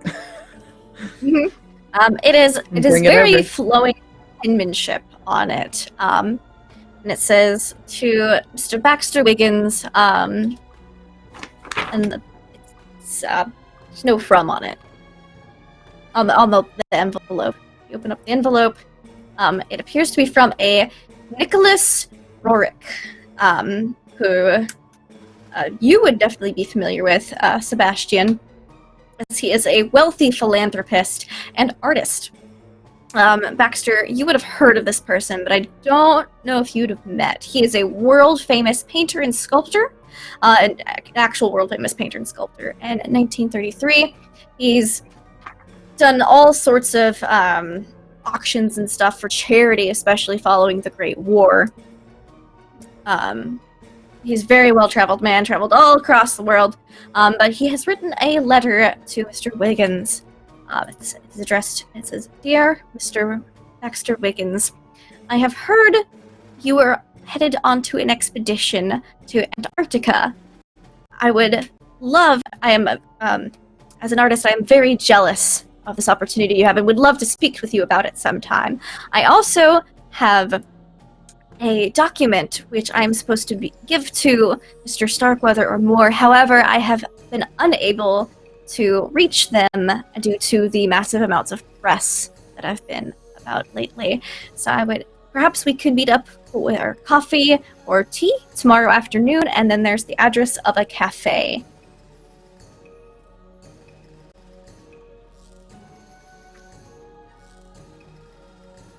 And it manages to affect his wigginess and almost just like he's already had like fame has already slowly got into his head, but now just like it's just like off the rails right now internally his head, but outside he's like,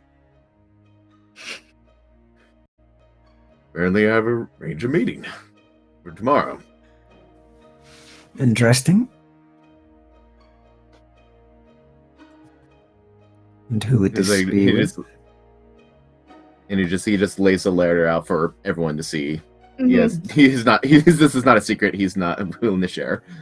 Yeah, you've probably attended a couple of auctions that Mr. Rorik has sold paintings at, Sebastian. Certainly. Mr. Rorik. Very interesting. And you're to meet them tomorrow. If this letter is to be believed. Interesting. So, an exciting meeting then. Certainly seems like good news. Does sound it. Very impressive artist. Would we be able to come along? I honestly don't mind. It's just if I don't, to be really honest, I really don't know how to take this because I'm not used to this kind of thing. If you can't already tell. Well, we could go along. We could be your entourage. Of course. Just a joke, of course. Yeah, if you wish to come with, I can't say no because it's where I'm pretty sure I'm very curious of where this goes. Besides, we're all friends here, so Certainly. no. I for one would love to come. So long as it's not an intrusion, sure, yeah. Yes, of course.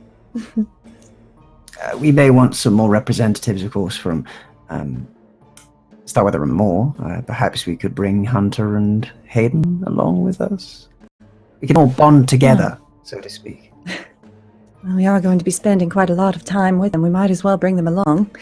Indeed. If they're interested in art. Perhaps. And if they're not, I'm sure they can get something out of it, meeting someone as interesting You know, he as was them. nominated for the Nobel Peace Prize in 1929. A little culture never hurt anybody. Of course. Prize win nominee of a large prize as well. I'm sure they'd be very interested to find out. I mean, Hayden himself has won awards. I'm sure they can bond over that. Yes. Well, this has been... Dude, I think that's genius. Oh, thank you very much. Still, speaking of genius, this has been delightful. It's very beautiful, your artwork. Your portraits are brilliant. I may have to commission one someday myself. Oh, it would be an honor. Should probably be the first time in a long time I had fun working with a client. Yes, just I'll be don't overdo interested the to mutton see. chops. I'll be I promise interested I to will. see your art after the expedition too. I mean, I truly believe Antarctica will be full of inspiration for my field, but I imagine that for an artist it will be just as inspirational, if not more. I'm bringing a sketchbook just in case, guys. I'm not sure what's going to be there, so I know I want to capture the moment. Of course. Just think, Baxter, your drawings and paintings and your maps that you make while you're there could end up in textbooks in the future. That is amazing. And it's just that moment, just Baxter's just now, his pride is just like... Because he had an idea, but now those words is just now, it's just really just hitting him hard. It's just like... Yes, and I expect hopefully Lois and I will be writing a few of those textbooks in the future. Oh, I plan to. I'd be delighted to I read know them. you do. You honor us, Mr. Wintercroft. Doctor. Thank you, he says and smiles. But surely we are all friends here. You may call me Sebastian. Oh, if you don't mind, then certainly. Of course not. It will get a lot less old than Dr. Wintercroft over and over again, he says and smiles a little bit. Still, should we retire for the night, or is there anything else that you wish to do? We have a lot to prepare for, and of course a large meeting to have tomorrow with yourself. Yes. Mm-hmm. Yes, I imagine we should head back. It is getting a bit late at this point. Yeah, So, but thank you so much for coming by. I don't get visitors much, but so No, it was nice to get out. Thanks for thank showing us. Yes. It was a very interesting look into a man's studio. I appreciate that. It's a very private thing, so it was interesting to see. I've analysed a few artists before, and they're very protective of their private space. So this was curious, interesting, a learning experience all round. Indeed, I can definitely see their viewpoint, but I have nothing to hide because in the end, what's good of an artist's work if it's not being seen by anyone else's eyes? That's exactly my thoughts. Very true. I will go and flag down Bertie. I'm sure he can drive us back immediately. He will want to go and feast himself before he sleeps, no doubt. all right. And with you flagging down Birdie, he drives the U-boat lot around back to the hotel for the girls. If Baxter is staying there as well. If not, he'll drop Baxter off on the way. Of course, his house is on the way. It's convenient. Very convenient. And unless the other two, Mr. Hayden, Mr. Hunter, have anything else they would like to do before retiring on the evening, we will move on to the next day. One item, with the keeper's permission, of course. Now, during the night before the next morning, I would have went and talked with Mr. Moore, and hopefully he would have allowed me to give everyone a bonus. This is a standard bonus that usually gives out during the last week before we go on an expedition.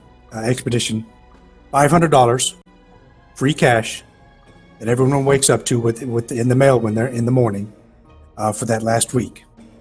There's a lot of planning that goes into an expedition and everything we're doing, but we can't plan for everything, especially some of the personal items that each of you have. So this $500 is yours to spend on whatever items you think you might need for personal, for any emergencies, for this final week before we leave on the expedition. And I would have made sure that those were handed out downstairs, and that Mr. Moore has written a personal handwritten note to each of you concerning that, telling what it is and whatever else he wants to say to you. And I would have facilitated that. Excellent. He would have had you include an extra note to Miss Greenaway with her bonus as well. Copy that. What does All right. it say? What does it say? Upon receiving it in the morning, you would see a note attached to it that Miss Stoddard doesn't have, and it says, "Dear Miss Greenaway, please meet me in my office briefly before you head out for the publicity photos this morning." Thank you very much, Professor.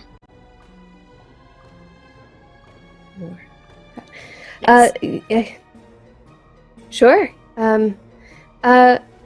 Lena, I've got to head out a little bit early. Catch up with you at the photo? Oh, of course. Is everything all right?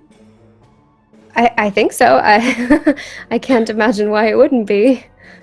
Oh, was it something in that letter from Dr. Moore? Oh, I think he just wants to talk. Probably touching base on something geology related. You know how it is. Well, he was your professor. I'm sure he just wants to personally wish you congratulations and encouragement and all that. That's fine. I'll see you down for the photo opportunities. Yes, I will absolutely see you there, and then I'll duck out. Excellent. Lena will All right, just so you carry on with her morning. Mm-hmm. So you duck out,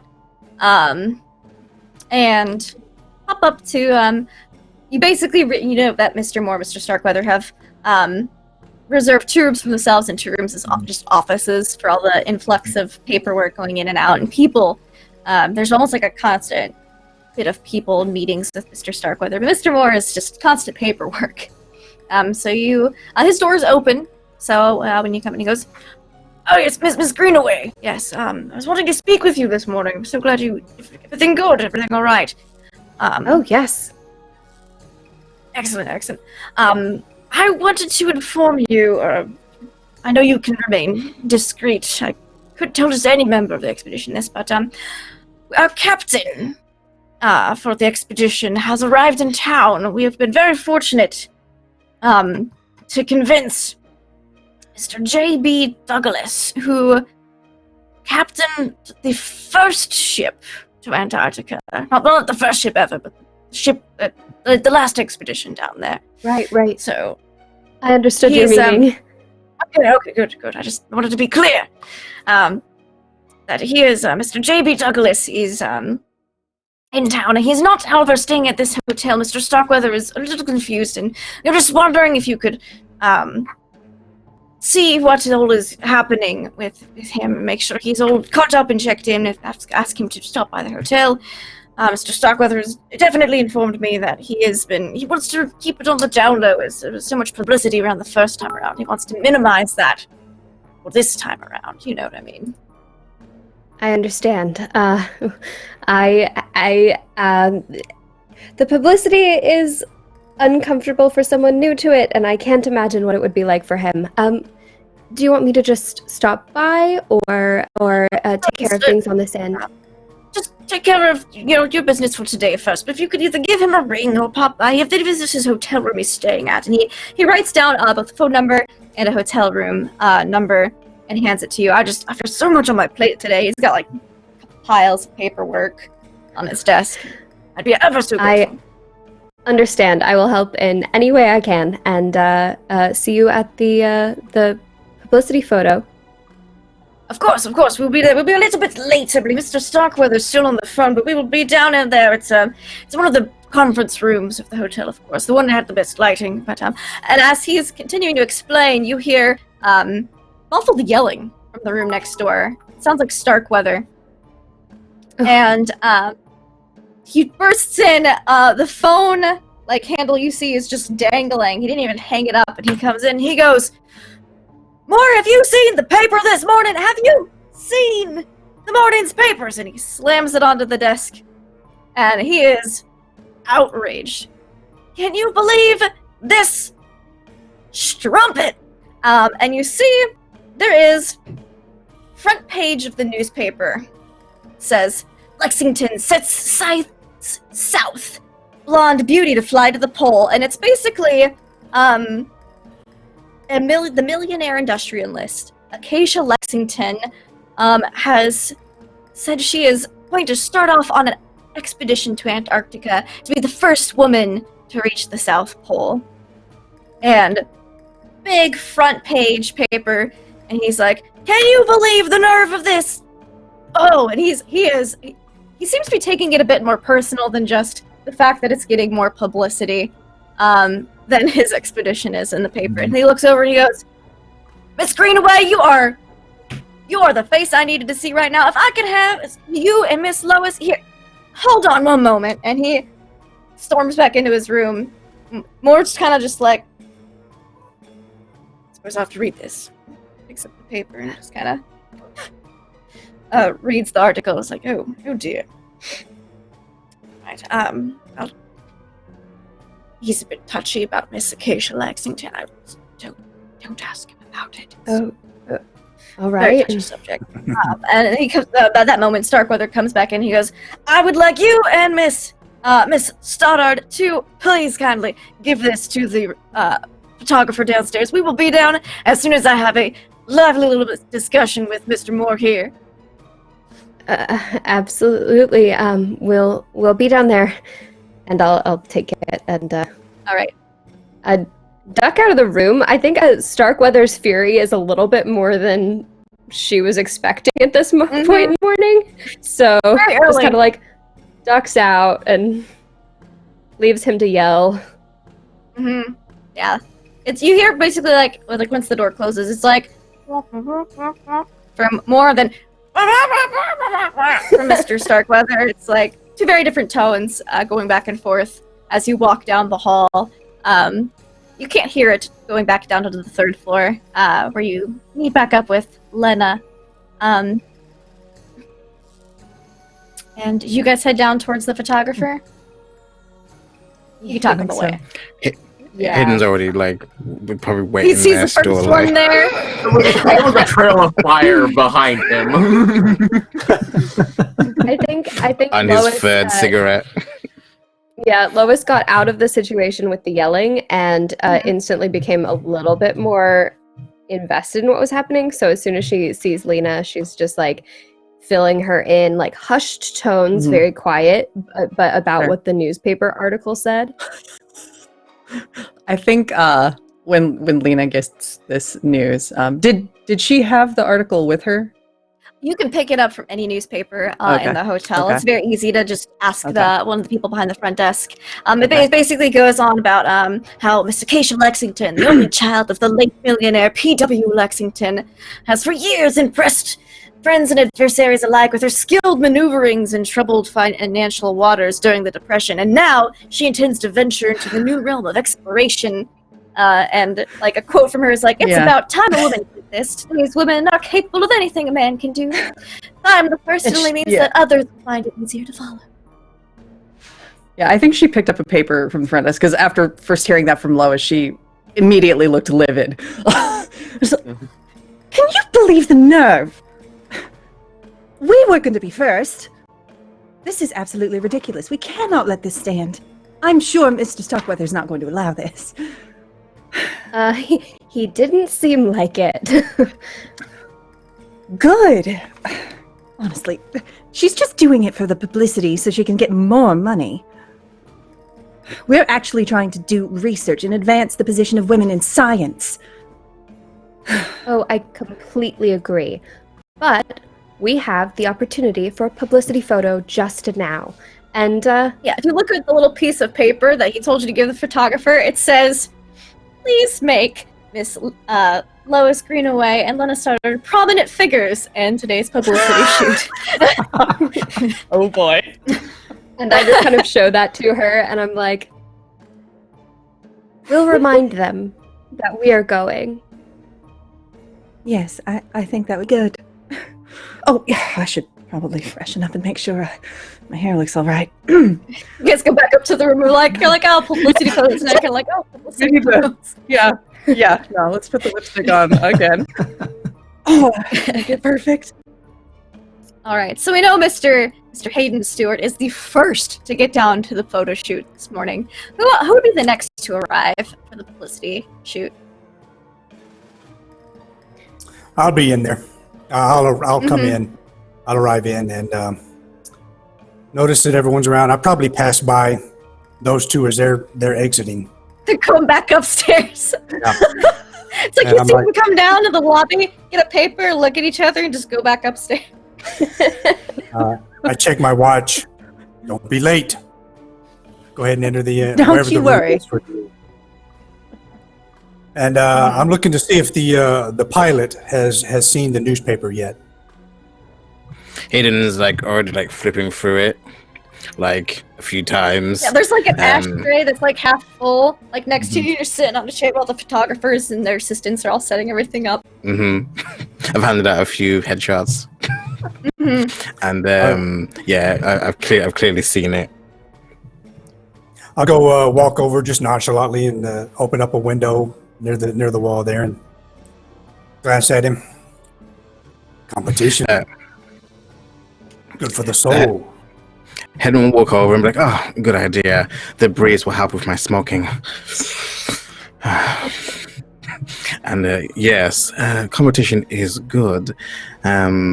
This woman, I'm sure, is a very capable pilot. I've had to fly against a few female aviators in my time, but I'm sure I could outmatch and outskill this woman in any endeavor. I'm sure our expedition will be fruitful. We'll be the first competent flyers to go to Antarctica. I'll look at him dead-faced. How sure are you? Willing to risk your life on it? Well, I didn't fly for a hurricane and pose for a photo op right after if I wasn't sure on it. That's what I wanted to hear. But where are you coming on this adventure? Just another notch in the belt? Do you have any stakes in it? I understand why the two prominent scientists are on it. Even the artist. This is my job. This is what I do. I've been doing it now for 7 years. Couldn't imagine doing anything else. It takes me to places that I like to see, no human has ever seen. It's rather enjoyable. The stories you could tell. We could probably write a book on it. Tell me, what do you think of our benefactor here, Mr. Starkweather? Have you worked with him before? I've worked with him ever since I graduated college and before. We served in the war together. That's where he recruited me. How do you think he's going to take to this, incident? And I gesture to the paper. Oh, give a slight laugh. I know exactly what he's doing right now. That's why I'm down here. Smash cut. Well, I guess that's a good thing. Tell me, what do you think went wrong with the other expedition, and how do you feel you're subverting that? Because I can fly us there easy, but once we're on the ground, well, that's your territory. Well, from what I've read, and the professors haven't told me everything about the expedition. They haven't told everything to all the team leaders, just exactly what we needed to know. So, but I've always got the hint that maybe there's something they're not telling me. But my job was to study the structures and their housing and shelters, and so that's why they hired me on. So I'll look at you and say, well, from what I've read, when I've been able to study it, one of the problems that they had with the shelters, the weather down there just obliterated them. So whatever shelters they were using were ill prepared. Mine won't be. I brought some new techniques down, which we'll be putting into place once we reach land, that will ensure we are fully protected to the best of our abilities. Yeah, well, that's right on, good fellow. I appreciate these measurements entirely. I was reading some of the information before I came on board, and some of the manuscripts that I was reading about them finding a new kind of fossil. Perhaps we won't even be the first people there, but we'll find the abominable snowman as well. Lights into a cigarette. If something like that exists, We'll find it. Indeed. Well, have a burning spending in my pocket and a flash bulb waiting to be done. I'm just waiting for everyone else to come down here. By the way, have you read my latest memoir I'm writing? Here, take a look. And I think that's like me just showing you as 2 pages of just like one face, another face. I'll look at it. Make sure the photographer gets your best side. Well, I've been told both of them are, but I'll give them ample material to work with. Mm-hmm. I'm sure you have. Those flyboys gonna look our best, you know. All right. And who would be the third person to arrive down? I'm guessing the 2 ladies are probably going to be the last people to come in since they went back upstairs to freshen up. So Mr. Wiggins or Mr. Wintercroft be the next to arrive? I imagine Baxter will be the next to arrive. Certainly. Okay. What is so? How is I'm guessing Mr. Stewart has dressed himself to the nines, and Hunter's done this before. He knows exactly how he should look. How does Baxter show up to this photo shoot? I imagine he comes in with a tan suit. You can definitely tell, like, on the equivalent of somebody you find at Goodwill in terms of quality. It's just like he's not used to wearing this kind of attire often, is unless he is required to. So it's where it's like this is like you can definitely tell it's like this is probably the finest thing he could probably had in his entire wardrobe. So it's good enough for a picture, but that's about it. Nice. All right, so you come in and you see Hayden and Hunter just having a friendly chat upon arrival. It's kind of funny. They've got like they basically rented out a whole conference room for this photo shoot. There's like a set that looks all, like fancy and nice. And then there's one that they're setting up with like fake snow and like an icy looking backdrop. And then there's one that's just like a picture of a plane, like behind for the backdrop. And you see that there's a bunch of they're starting to pull out props and such for the photo shoot as well. Like some of it's the Antarctic style clothing that you have to wear. There's snowshoes. They're pulling out skis. They even like very carefully they pulled out like a taxidermied penguin. Out of a crate. They start setting them up. Wow. I will admit it's a little above beyond than I was expecting. You see the photographer turns around. He's like twirling. He's got a very long, like waxed mustache. He's just been kind of twirling it. He's like, "Oui, of course. This is the photo shoot of the year. You are going to Antarctica, no? I must make it authentic." I have nothing but respect for this interpretation, so great job. Merci. I think it's about that time that Sebastian would arrive and he'll walk out sort of very suave and very clean in the latest fashion, stepping out as he smokes a cigarette and will look over and just kind of go, "Oh, what? Why are there so many of these birds?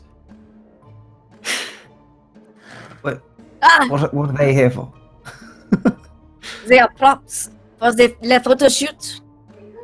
We are to make Antarctica a place everyone wants to visit. It is going to be magnifique. Right. We will This is- perfect publicity photos. No, we will pose you in the city. We'll pose you in the Antarctic. We'll pose you next to the plane. It will really capture the experience. You will be the public, they do not know unless we show them. And we cannot show them until you get back. And so until then, this will happen. Very well, that makes more sense than I thought I'd get. Very well, the pictures with the birds, so be it. Wait. I'll walk around behind Yes. behind Sebastian there quietly. Don't push him. Very well. I'm just concerned with the sheer amount of these taxidermy penguins around us. There's more. Oh, the delightful. assistants kind of pull out like a big crate. And they get they're like these all taxidermied animals are very carefully packaged in boxes with hay and cotton to make it nice and soft. They've opened this big crate, and inside is a taxidermied seal. Oh God. Baxter is just gets more and more excited as these processes start coming out. Yeah, I mean, as you're getting more excited, Sebastian just slowly, his mouth opens more and more, and he turns towards Hunter, and will just, after staring for a moment, go, "How much more are we expecting?" I'm behind the newspaper. Very well, great. What's next? A mammoth? He says as he looks around. Unfortunately, I was not able to procure the Smithsonian. They would not let me have it. But Oh, how unfortunate. Truly have- unfortunate. welcome. Welcome. We will be beginning the photo shoot soon. One moment. Anyway. Of course. And you see, he pulls out another large crate, and this one has another seal. But however, one seal looks kind of happy, and then just a chill. The other one's got its teeth out, it looks kind of ferocious. He said, "We have two versions." No. That is true to nature, I think. My goodness. That is all part of the experience. And from behind the You know we newspaper. are fighting seals, right? You're told what? you. Your genius is truly something else. I know. They do not call me Pierre, Jean-Claude Van Damme, Le Magnificent. For nothing. That was Traditional French name, I see. the Magnificent, your father's or mother's name. We don't talk. Very well. I've heard of that Le Fantastic. Mr. That's not Yeah. your family, unfortunately. They just the occupation. They tack it yes. on. All it's they're just. Yes. Well. Here. This is for you. And she'll take the note from Lois and hand it over to the photographer. It's rather important, actually. He pulls out a pair of small spectacles and whips them on as he reads it, going, "Mm-hmm. Mm-hmm." I trust you took a look at the paper this morning. Le paper. I've been preparing for the photo shoot since the wee hours of the morning. I have not had time to read. And as someone brings up the paper, and he's like, "No," and he's just reading it and shock and awe. I know. Can you believe it? Really? All right. And so as he's reading we the are- newspaper, You're in your capable hands.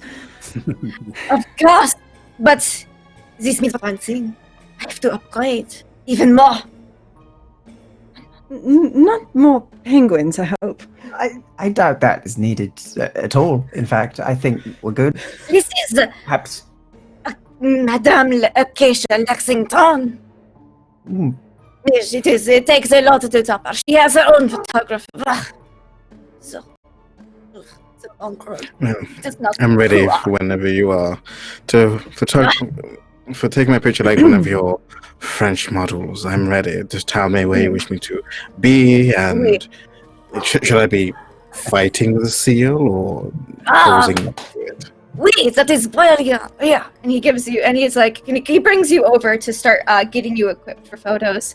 He has some of his assistants. You see two of them rush out with the news that Acacia Lexington is also probably getting her own publicity photos done. They run out on errands of their own, and a couple others. He's got like a dozen of them down here. They help the rest of you get ready. There's a lot of pictures taken of Lois and Lena, both in the city setting, kind of just, behind desks. They actually come back one of the assistants comes back in with a bunch of like science-y looking supplies, like there's microscopes and like, the little vials all We're in just a row. doing the worst stock photos. Yes. Yes, you are. These files. Look like a scientist. At one point, Lois like holds them up and she's like, "I use these all the time."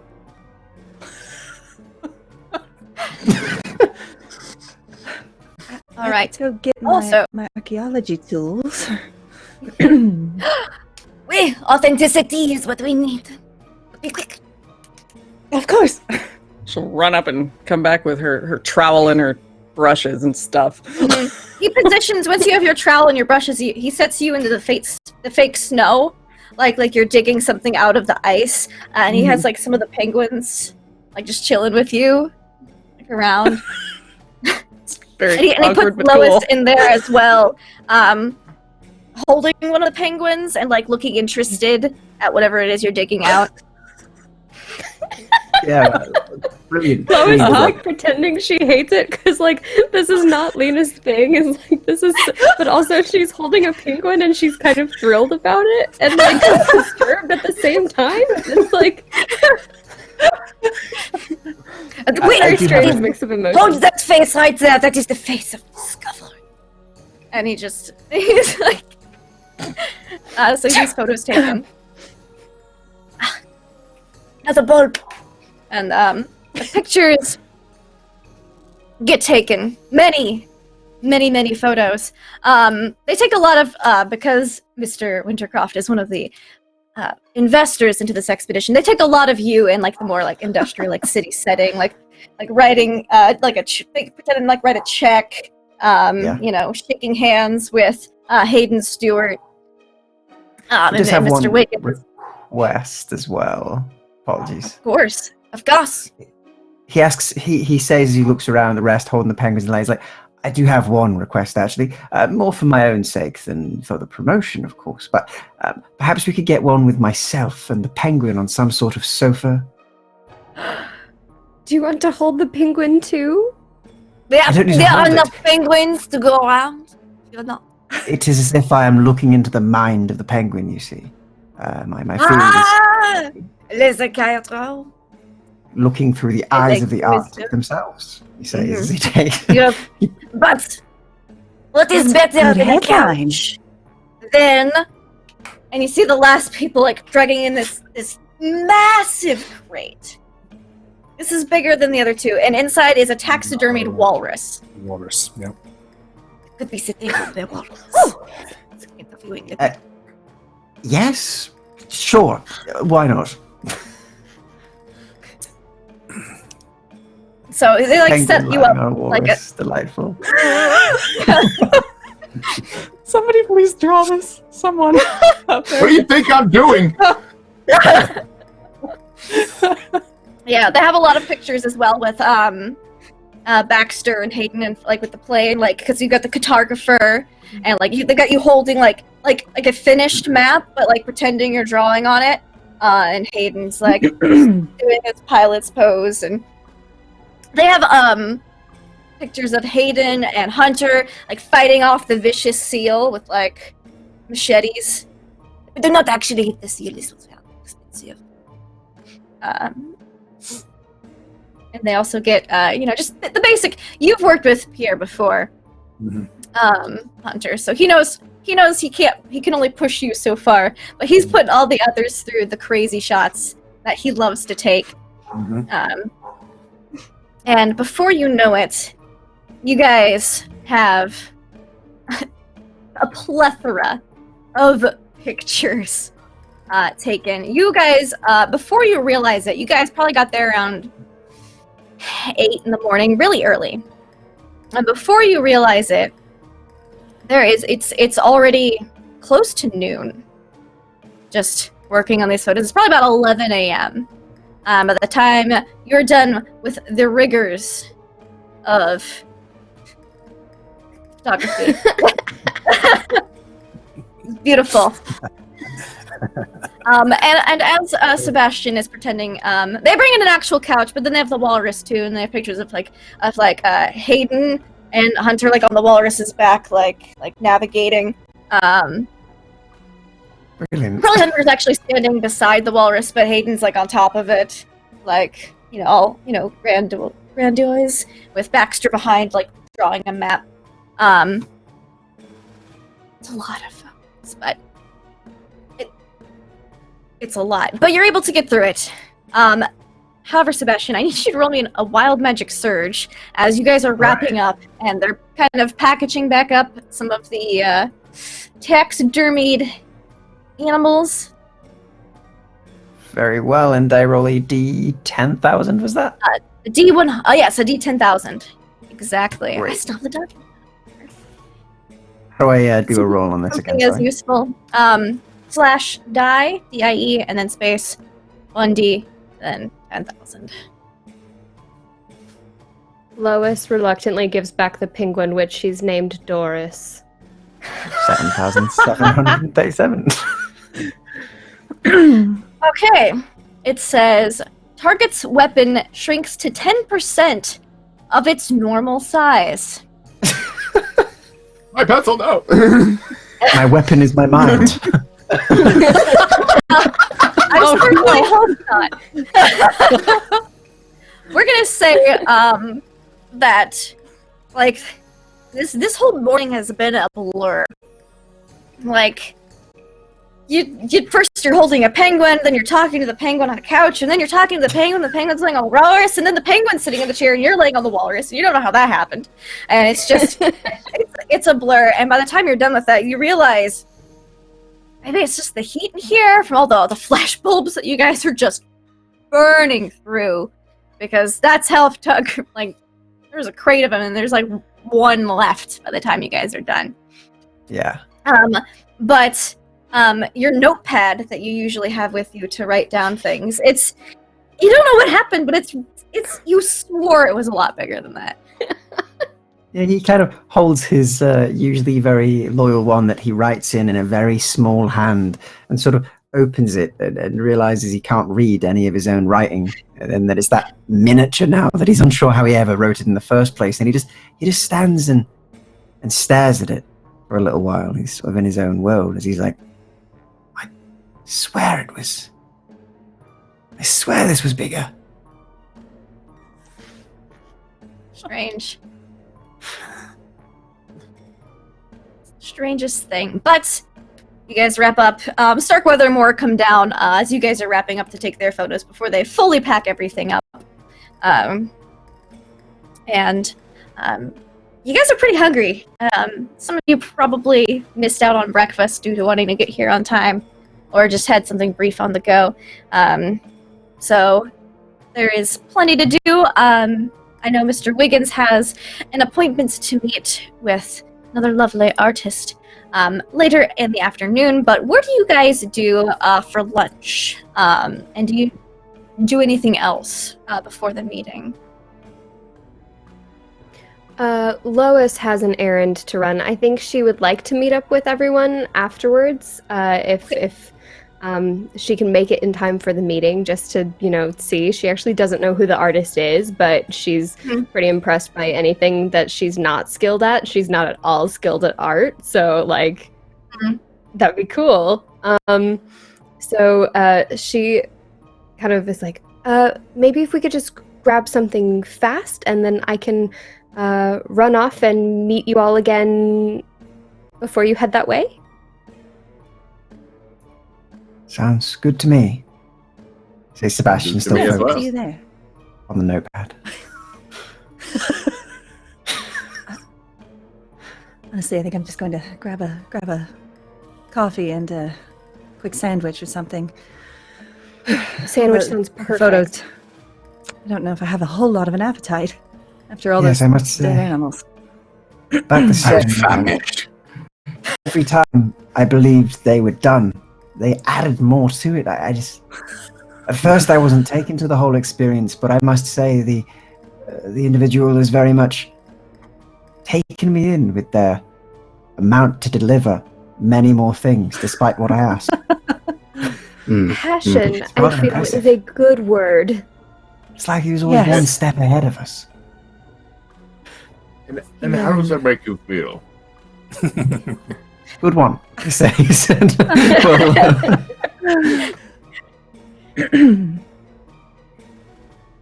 still, lunch sounds delightful. Or if not, then at least a tea. We definitely need Agreed. something. Yeah, so there was a lovely little cafe that I spotted when I was out running errands earlier. Maybe we could stop there. Sounds Sounds Get out of this delightful. hotel for a minute. certainly. Further away She's from these gonna birds. put on a. Yeah, she's gonna put on a headscarf Uh-huh. before going outside. And No. actually kind of likes it, honestly. Like, having to go incognito is sort of a neat experience for her. Yeah. Like, let me just put this on so no one recognizes. It's like, I feel like a movie star. A little bit. They took so many photos of you two with scientific looking equipment. Not all of it's scientific, a lot of it's scientific looking. Like at one Some of it was point like they have doctor's equipment. yeah. Yeah, they definitely have like the certainly- penguins with some microscopes at some point, like back in the desk and like the study looking environment. There's a lot with the penguins. Yeah. And certainly not our scientific equipment, but you know. Yeah. You're able to best barely get those archaeologist tools in. But give like you guys a radio at some point, like just hold it up and let the antenna do most of the work. No one will know what device it is. Yeah. Lois just like holds it up to where it's like right under her eyes and like looks over it. Mhm. Yeah. Perfect. Yeah, there was a lot of like, all right, we'll try to make this look official. Uh-huh. Lois fully hit the point where she was like going to play along. Uh-huh. Perfect. Alright. So does everyone else go out to lunch? Does Hayden go back to check on the planes? I think Hayden's gonna have lunch with everyone, and then he's gonna go And then check on pick the up- planes. Yeah. Perfect. All right, so you guys find this cute little joint. It's a small cafe. It's kind of actually tucked into an alleyway a little bit. There's not a lot of people going in there, and it's called Good Cooking. And inside there's a waitress, and she's got her little notepad. She's like, "All right, how can I help you, darlings, today? What can I get you all for lunch?" I want a nice, good British tea, please, and that American version of it, but a nice start British one, and maybe a sandwich as well. All right, tea. What kind of sandwich, doll? Ham, lettuce, and tomatoes. All right. What can I get for the rest of you guys? Guess you look a little familiar. Have you been coming here before? I passed by the other day while I was out shopping. Probably. What can I get you for lunch, miss? I'll take a coffee black and Coffee. a turkey sandwich, if you would, with Swiss. Coffee, a turkey sandwich, Swiss. All right. And you there? She points to Mr. Do you Merrill. have any- Oh, sorry. Just a burger. A burger. Like, all right. You want how dead do you want it? Make it dead. All right. All right. You there? She points to. I imagine Baxter's just kind of doodling on a napkin. That's kind of just the Yeah, picture I have of him. Yeah, it's like he's looking at and it's funny, the kind of like the stock photo artwork on the menu. So it's just he's just kind of tracing. He's like, like the cheeseburger, medium Cheeseburger. rare, please. All right. Still moving, just a little. Okay. You there, miss? Yes, what do you have that's hot? Soups?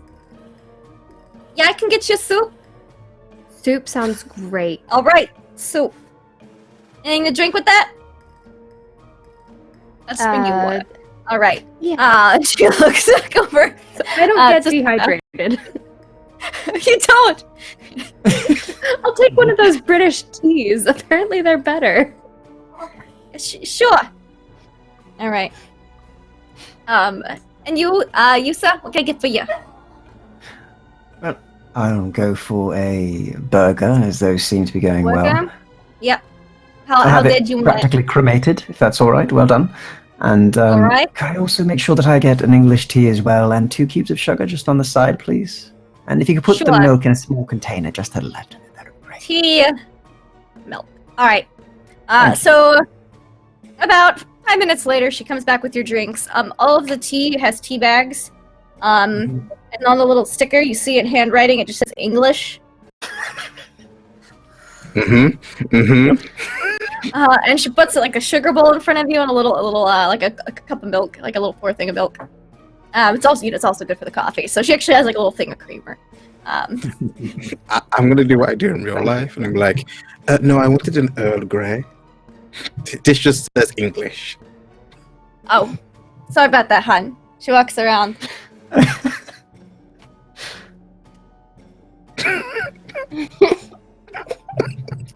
Yeah, I fixed it for you. Here you go, mister. She kind of sets it down. It says Earl Grey on the tag now. Nice. Genuine Earl Grey, very, very interesting. I hope you enjoy that. And thank you, he says to the waitress. It would be out in just a jiffy. We got Bob on the burgers today. It's real good, real fast. And indeed, within the next 5 to 10 minutes, all your burgers and sandwiches come out. Now the food is where it's at. It is good home cooking. It's greasy, but not too greasy. It's just like the right amount. Your burger arrives very well done. Yours, medium well, and then yours is still moving just a little bit. We got some sandwiches, and the soup that you get, Lois, is actually like a clam chowder. So, Ooh, just wanted something hot before we're in the cold for days on end. Completely understandable. We are going to be in the freezing unknown for the longest of times. I can understand your want of that. I can't imagine we'll have chowder either. I would imagine not. That. Although I do hope after today's events, we at least meet a few penguins. Nice to compare and contrast. Perhaps you could hold one of those, see how they respond in kind. They bite. There you are. Perhaps don't hold them. You've been out there before, have you, Hunter? A few times, yeah. Any suggestions or tips for when we get there? Absolutely. Do everything I say. That's as good a tip as any. Roger that. So you guys are eating lunch, and you're kind of just casually chatting about it. And your waitress comes over, and she's goes, I know where I know you guys from. You're those guys going to Antarctica, ain't ya? Yes. Hayden Real cold Stewart. down there, isn't it? Oh, freezing, I've heard. It's going to be a bit nippy. A little bit. Aren't you that famous pilot? Well, yes, I am. One of the fastest aviators out there. Oh my. Well, I bet you've got all kinds of stories to tell. He does. Ask him. I do, yes. But I only save them for particular people. I keep them quite close to my heart, you see. Oh, I'm sure they're all full of daring do's and exciting moments.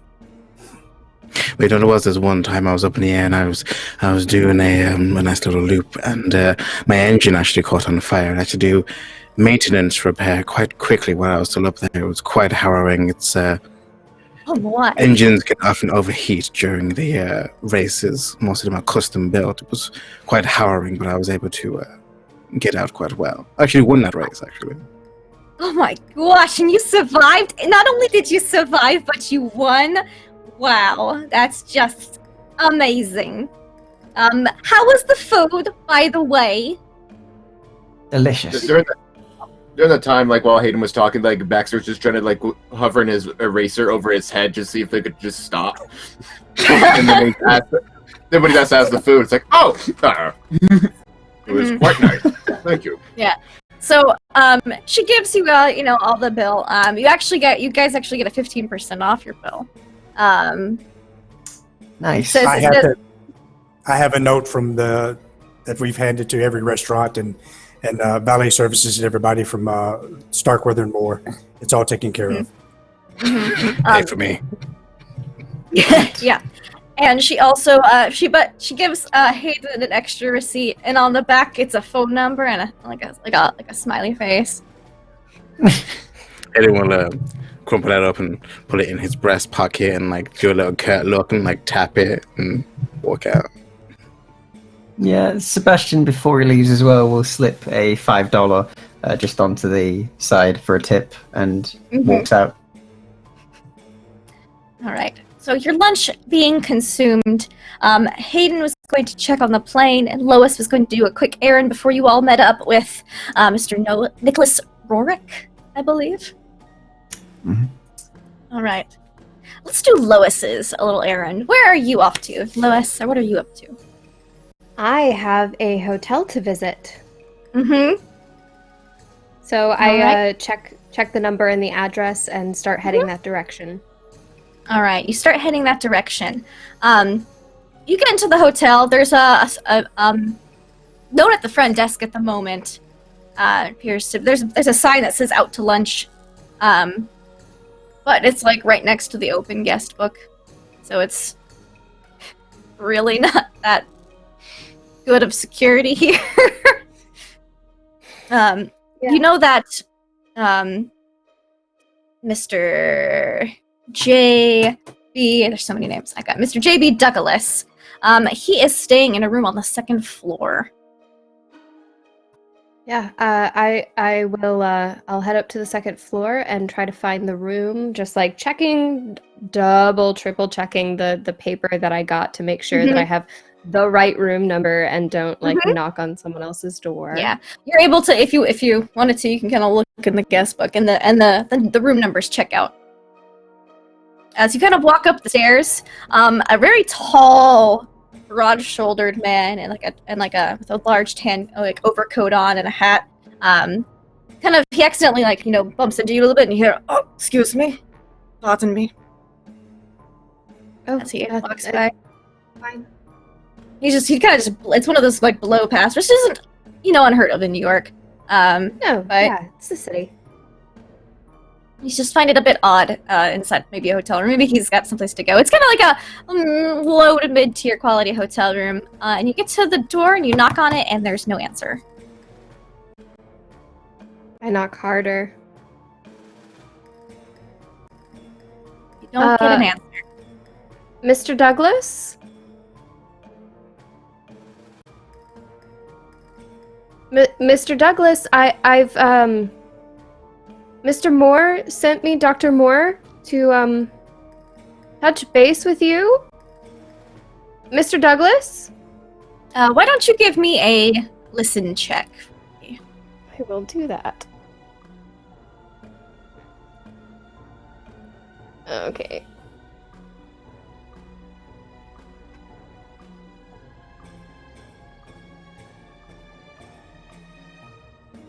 Yes. 15. Okay. Yeah. That is definitely a success.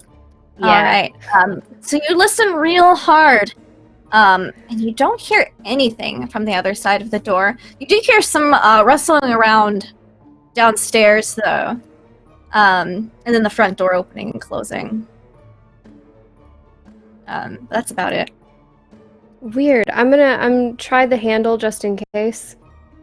The handle does not appear to be locked. You open it up. The room inside is very messy.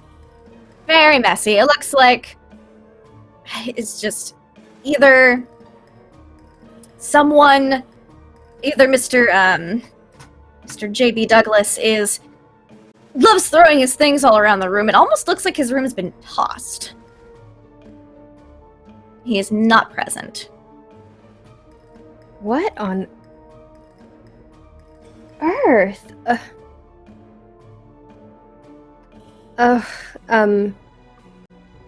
She won't go through anything, but she is gonna like kind of be more careful, shutting the door behind her and head back down the hall. All right. As you head back down the hall, I would also like you to make me a luck check. Okay. How do I do that?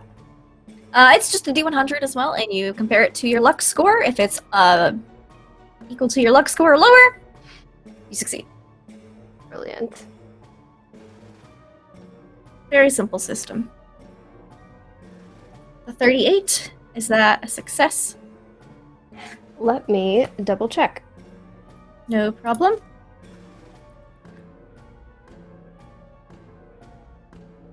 It does not say on this page.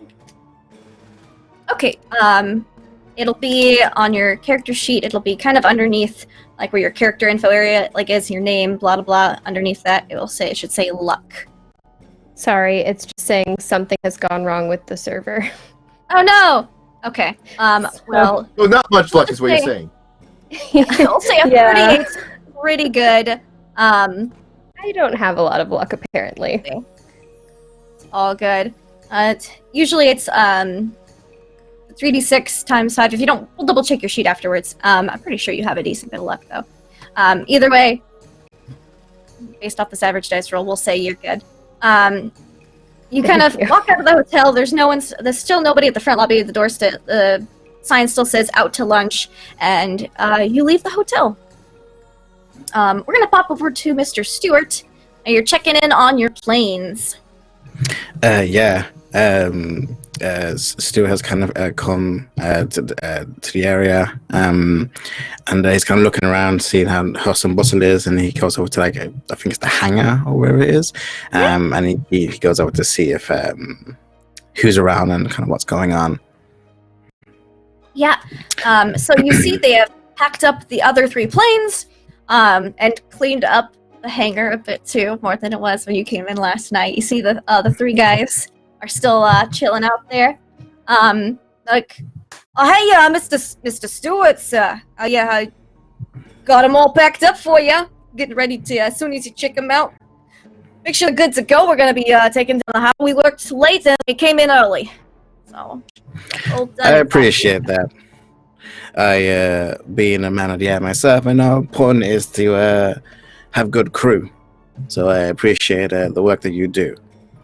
I'm a grease monkey myself, in my own heart.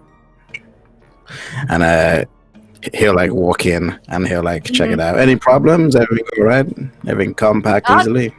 Everything should be checked out just fine, but you know, it can't hurt to double check it. So if you could roll me either a spot hidden or mechanical repair roll, I'll let you pick which one. I'll do a mechanical roll. Okay. Badoo? Okay, so yeah, that's a 12. So that's for sure. Yeah. A success. That's probably an extreme success even. So with that roll, you look over the 3 planes. It looks like you probably guessed they packaged up what they could last night and then they finished it this morning. Those look fine. However, out of the corner of your eye, you notice it looks like the one that they had already finished with last night. You check that one again, just to be sure, and it looks as if some of it has been tampered with. You see, notice a couple of screws, important screws and bolts have been removed. Okay. Are they around me? The 3 flight guys? Yeah. Yeah, they're in there. They're sweeping up in the corner. Okay. Looking and yeah, so I look at this and I see and I'm just feeling like, fellas, did you say you were here all night? No, we worked late. We worked till about what would you say, like about 1 a.m. to about 1 a.m. And then we, because boss doesn't like to spend too much electricity. And then we came in around like 4. a lot of coffee, a little sleep. Right, yeah. And I'll talk to the one who seems to be mainly talking. Tell me, what do you see wrong with this? He kind of looks over it for a second, and he's gonna see if he can tell. Let's see. Oh snap! There's a couple. I know those bolts was in there when I packaged it last night. Oh my god! Glad you caught that. Swat. I'll get a on order right away. Hey, yeah. You know you know what you can do. If you can fix it us, and I'm gonna have you take it to another hangar. I have a spare one here. Deliver it to the boat after this. So straight after this, or in a few hours. Straight as soon as we're getting ready. The truck's outside already. We were gonna ship them right away, but we'll fix this first, and then we'll put them on the truck to ship it. And Haley will take off his jacket and like will roll up his sleeves and go, you know what? I'll give you a hand with that. Oh wow! Thanks, Mr. Stewart. Not any least I problems. can You're do, able to procure the parts, fix it up. You're able to personally see it, load it up on the truck, and the truck heads down to the dock, where your ship is being kept. I'm gonna speed. Just before we leave the hangout, I'm gonna speak to the three guys, and I'm gonna take out because we got like 500. I'm gonna take out 100, and I'm gonna show it to them, and I'm like, I'm gonna split this 3 ways. You can tell me if you saw anything last night, because those boats were out, and if I was up in the air, things could have shook loose. None of us would have wanted that. No, we didn't want to work, exhausted, because that's how mistakes happen. But we did that one early in the afternoon. The other 3 checked out. Not that I can recall. It was just us 3. We usually this hangar is technically decommissioned, so usually we're the only guys out here. Private use only. Not like one of the main airports. All right, and I'll divvy out the 100 between the 3. You know what? When I come back, one of you fly boys come work for me. Here's the number to my agent. You guys are all right. If you think of anything though before I leave, come contact me. We'll do. We'll keep our eyes out too, Mr. Stewart, sir. All right. I started where you were, so I know what it's like, and I'll start going off. All right. So the rest of you kind of just do whatever until it's time. You figure it's about mid-afternoon. This is when it's time to meet up at the cute little cafe that Mr. Rorick is supposed to meet with Mr. Wiggins at. Is everybody heading up or meeting up there? Is that like the meeting spot? We're going to meet up. Yeah. All right. Yeah. Oh yeah. Cool. Yes. So you all head over there. You get it's one of those adorable cafes with the tables outside with the umbrellas above, just so you can have ambiance. And you guys are sitting there for a little bit. You ask the waiter if Mr. Rourke is here yet, and he says, no, but he has reserved a table. I will upgrade that table due to the size of your present company. Do it with the Starkweather and Morton expedition. We are. Yes. Excellent. I will have that table outside. The weather's lovely tonight. This afternoon. And you see, there's a couple about to sit down at this table, and then he comes in, interrupts the other waiter, shoos them over to a different table, and they push together a few of the tables together, so you have a nice, large table. And you guys are able to sit down, and he's like, "Can I, Mr. Rorick is running a few minutes late. He says he gave a ring. But I informed him that you all were here. He was very pleased to hear that. And could I get you all some beverages, tea, coffee, cakes? It is about tea time." Oh, you have a phone. Do you mind if I use it? Certainly, miss. And he kind of gestures you, and another waiter comes over and escorts you to the phone. And the rest of you, can I get you beverages? Yes. You just basically take your drink orders. They have actual English tea here in Earl Grey. Brilliant. As it is a more upscale establishment. It's not just written on the blank tea bag. Tried. A for effort.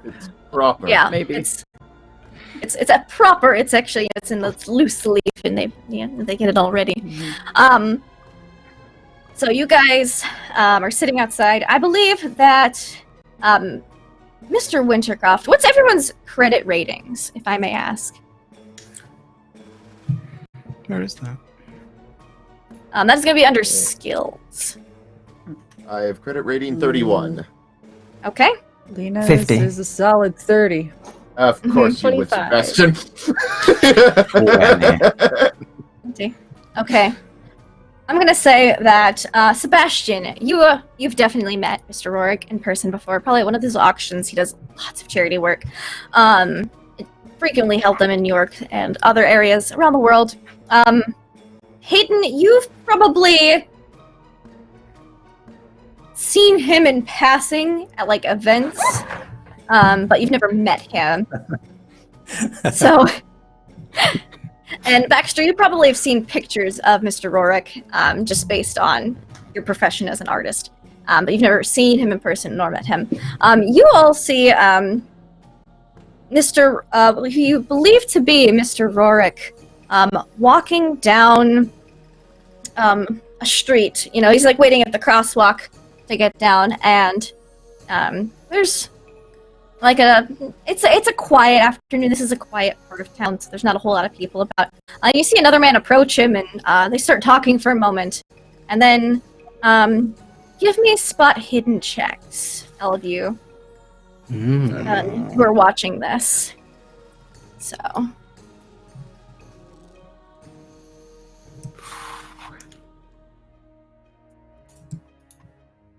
Oh man! It's a Look at nice. that Oh, nice. 21, 29. All right. Fail. Nice, actually, do it. Mm-hmm. So, Lena, does a 71 succeed? Yep. Yep. All right. Good at that spot hidden. I'll let archaeology.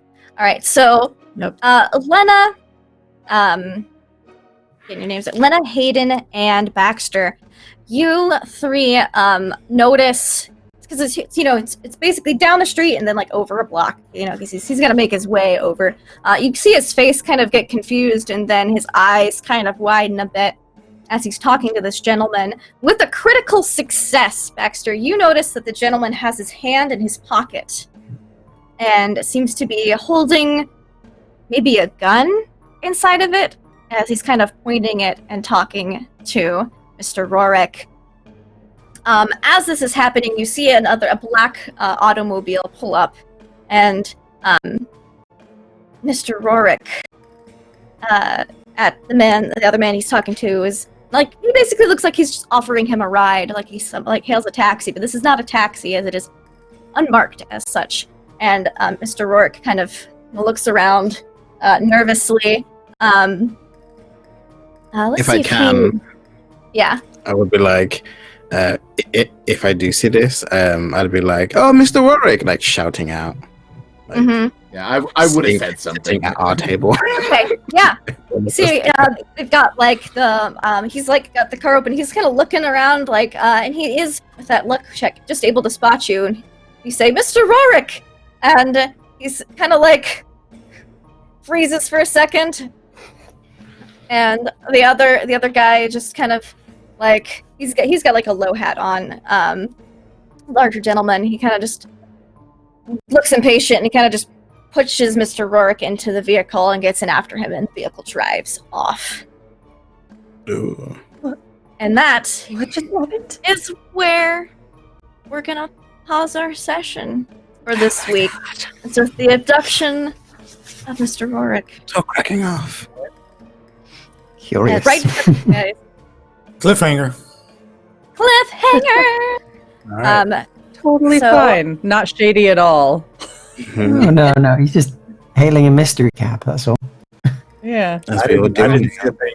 As we all do times time. as all artists do. Yes, it's a secret code. Good code for sure. So that was episode 1 of Beyond the Mountains of Madness. I am so happy we are both playing this game. I would absolutely love to go around and, say hi to each and every one of you again before leaving out. What you think of the game so far, like the system, because I know this is a lot of y'all's first time playing it. Favorite moment, and where we can find you on the internet. We're going to go in reverse order from last time. So, Mr. Sebastian Wintercroft, what'd you think of the game? Favorite moment, where can we find you? Really enjoyed the game. Love the system, Call of Cthulhu. The few times I have played it and once ran it has always been a really, really fun one to play. Nice and simple, nice and easy, keeps things going, and always promotes a different type of gameplay, I feel, usually, much more social, which I love. You can find me on YouTube at Hollowtail, where I do RPG-related content and analysis of systems. You can also find me at Twitter at a Hollowtail. Thank you very much, Lindy. It was brilliant. And I think one of my favorite moments, which I'm sure is many's, has to definitely be the photographer. That was a cracking French accent there you had. And the walrus was pretty good. Every request that... Yes. Brilliant. Thank you for having me. Well, thank you. Sebastian's an utter delight, and I cannot wait to get to know him even further as he gets to know everyone else. Now for our hotshot flyboy rover starter. Yeah, hey, it's been super great being here. I've wanted to play Call of Cthulhu for a while. Now, I had just been inserting Cthulhu mythos into all my games, just fanboying out at some point. But yeah, I am probably starting my Twitch, Twitter, YouTube, Instagram, all that good stuff. I do a slew of stuff throughout the week, even more coming to the end of the month. And I'm just so glad that you picked me to come in this game to play with all these great talented people. Had a blast, and I loved the unnecessary rude maid waitress woman. It was great. It was super funny, just unnecessary but great. Added to the flavor. New York. I mean, come on. Excellent. It's definitely can't wait to see more of this eating up the camera hotshot flyboy, especially when we get away from all the publicity. It's going to be interesting to see how that affects things. Little Cuppa Joe. Little Cuppa. Hi. Yes. My new street name, as we apparently found out, is Little Cuppa. Please don't use that. I'm Jess. In some circles, if there are other Jessicas in the room, I'm known as Joe. You can find me at Little Cuppa Joe on Twitter and on Twitch. I do video games, TTRPGs. I'm all over places. Just look for my schedule on Twitter. This was so fun. I need to play more Call of Cthulhu now. I love it. I just love it. I think the entire scenario from like the moment poor Lois got to see Starkweather's tirade all through the photography stuff was just the best. It was too fun and too funny. Awesome. You gotta... The thing I like about Cthulhu is it's got that slow burn kind of in the beginning, and it's the best time to get to know all the characters. So I love it. Can't wait to get to know more about Miss Lena Stoddard and also Mr. Hunter Merrill. Immersion. Right. Well, again, thanks everyone for allowing me to be on here. It's an honor and a privilege. Absolutely. I am Immersion across all the socials, including Twitter, Twitch, my Patreon, all of those. You just find me on those. I'm enjoying so far the like Lindy said, the slow burn. I'm anxious to see how far we go. I don't think we'll make it to the end, but there's always that chance, and that's what I'm anxious for. And we'll see what we can do. But I really enjoyed seeing everyone with the new experiences that my characters had. Multiple times. You guys are all new to this, to the expedition, and I'm watching everyone's reaction and just allowing them to experience it on their own, and noting how well everybody takes it, because I remember still my first expedition, and when I was just a I was 21 at the time. So it's an experience that I'm reliving every time through new people. Excellent. Excellent. Can't wait to see how Mr. Hunter Merrill's experience helps the party out in Antarctica. And before then, we'll definitely try. Mr. Baxter Wiggins, our eager and enthusiastic artist who's finally getting the hang of it all. Definitely, it's one of these moments. It's just I kind of idea what to expect because I've been on a kind of roleplay before, but it's just like I had no idea what the system was going to be like at all.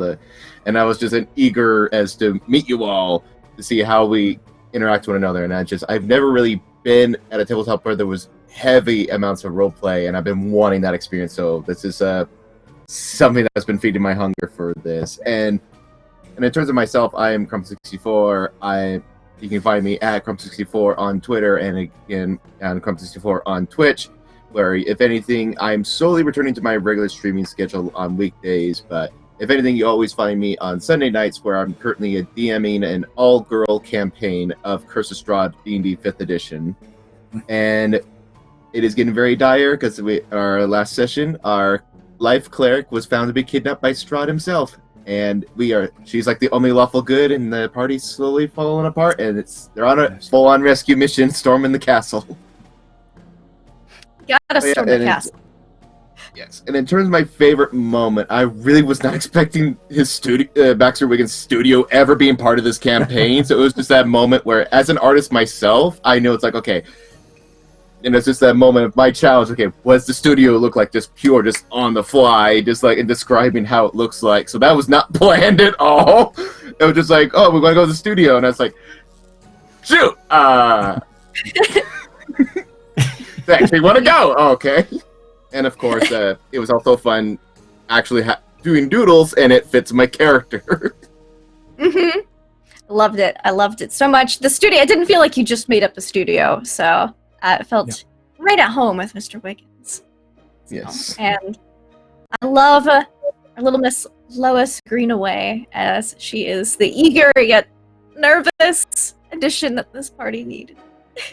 Oh, Lois is very excited, and I'm very excited too, so that's not too far of a leap. But I do think Renee is very much aware of what Lois could potentially have in store for her, and she's just like ready to prove herself. She's just out of college. She's on her way. This is a big job. This is a big deal. These are big people. Oh my gosh.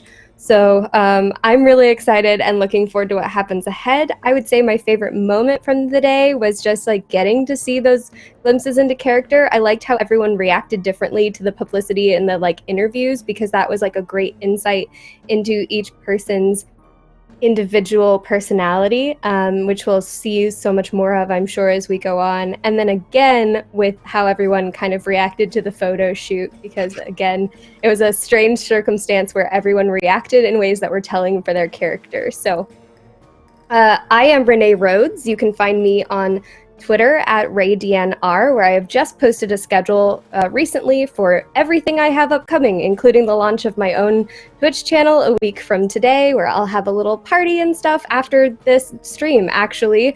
I'm very excited. Thank you. Yes, I'm so excited. And you can also find me on Nerd Immersion on alternating Mondays, playing Rise of Tiamat and D&D, here, of course, on Tuesdays, and then on Scraticus Academy Storytelling Weave on Wednesdays. You can also find me as the DM for the all-women, family-friendly D&D podcast, Fate and the Fable Maidens, which I run for some of my best and dearest friends. And I'm a freelance writer, I'm a social media manager, and I love being a part of this community, so thank you for having me. Thank you. And I'm Laugh Love Lindy. I am the keeper / dungeon master for this game. It's my first Call of Cthulhu campaign. I've done a one-shot before, so I'm really hyped to have such an awesome group of players to throw horrors at and horrible things. I'm really excited for what's going to come and just all the adventures in the future. My favorite moment was just how my favorite moment wasn't actually just the photo shoot. It was the fact that specifically in the campaign book conventions, there's a publicity photo shoot that includes taxidermied penguins. And I was like, yes. So that's my favorite part, is that was actually in. Now, I made a French photographer, but the photo having the taxidermied penguins, I was like, this is brilliant. Wow. That's when I knew. I was like, this is the campaign. So I can't wait to see how it reacts to the kidnapping and what you guys do about that. Then meanwhile, you can find me online at Laugh Love Lindy on the Twitches and the Twitters. If you can't get enough Call of Cthulhu, you should check out tomorrow afternoon here from 2 to 5, where I'm a player in Call of Cthulhu, The Masks of Nyarlathotep. Also, Pulp Cthulhu on Sunday evenings on Tales from the Grim. I do things on my own channel as well, as long as a bunch of other stuff. I have a schedule I was supposed to post earlier today, but forgot because I was doing prep for this, so that'll be probably late tomorrow. But I'm going to be DMing, if you like spooky stuff, Mists of Ravenloft, which is all the old Ravenloft campaigns upgraded to 5e, and I'm throwing my players through those horrors just in D&D in about an hour, so check it out. And if you want to stay out here, I believe the World Tree Burns is next, but until then, try not to roll too many nat ones, or in this case, hundreds, because, you know, we want to be here laughing when you do.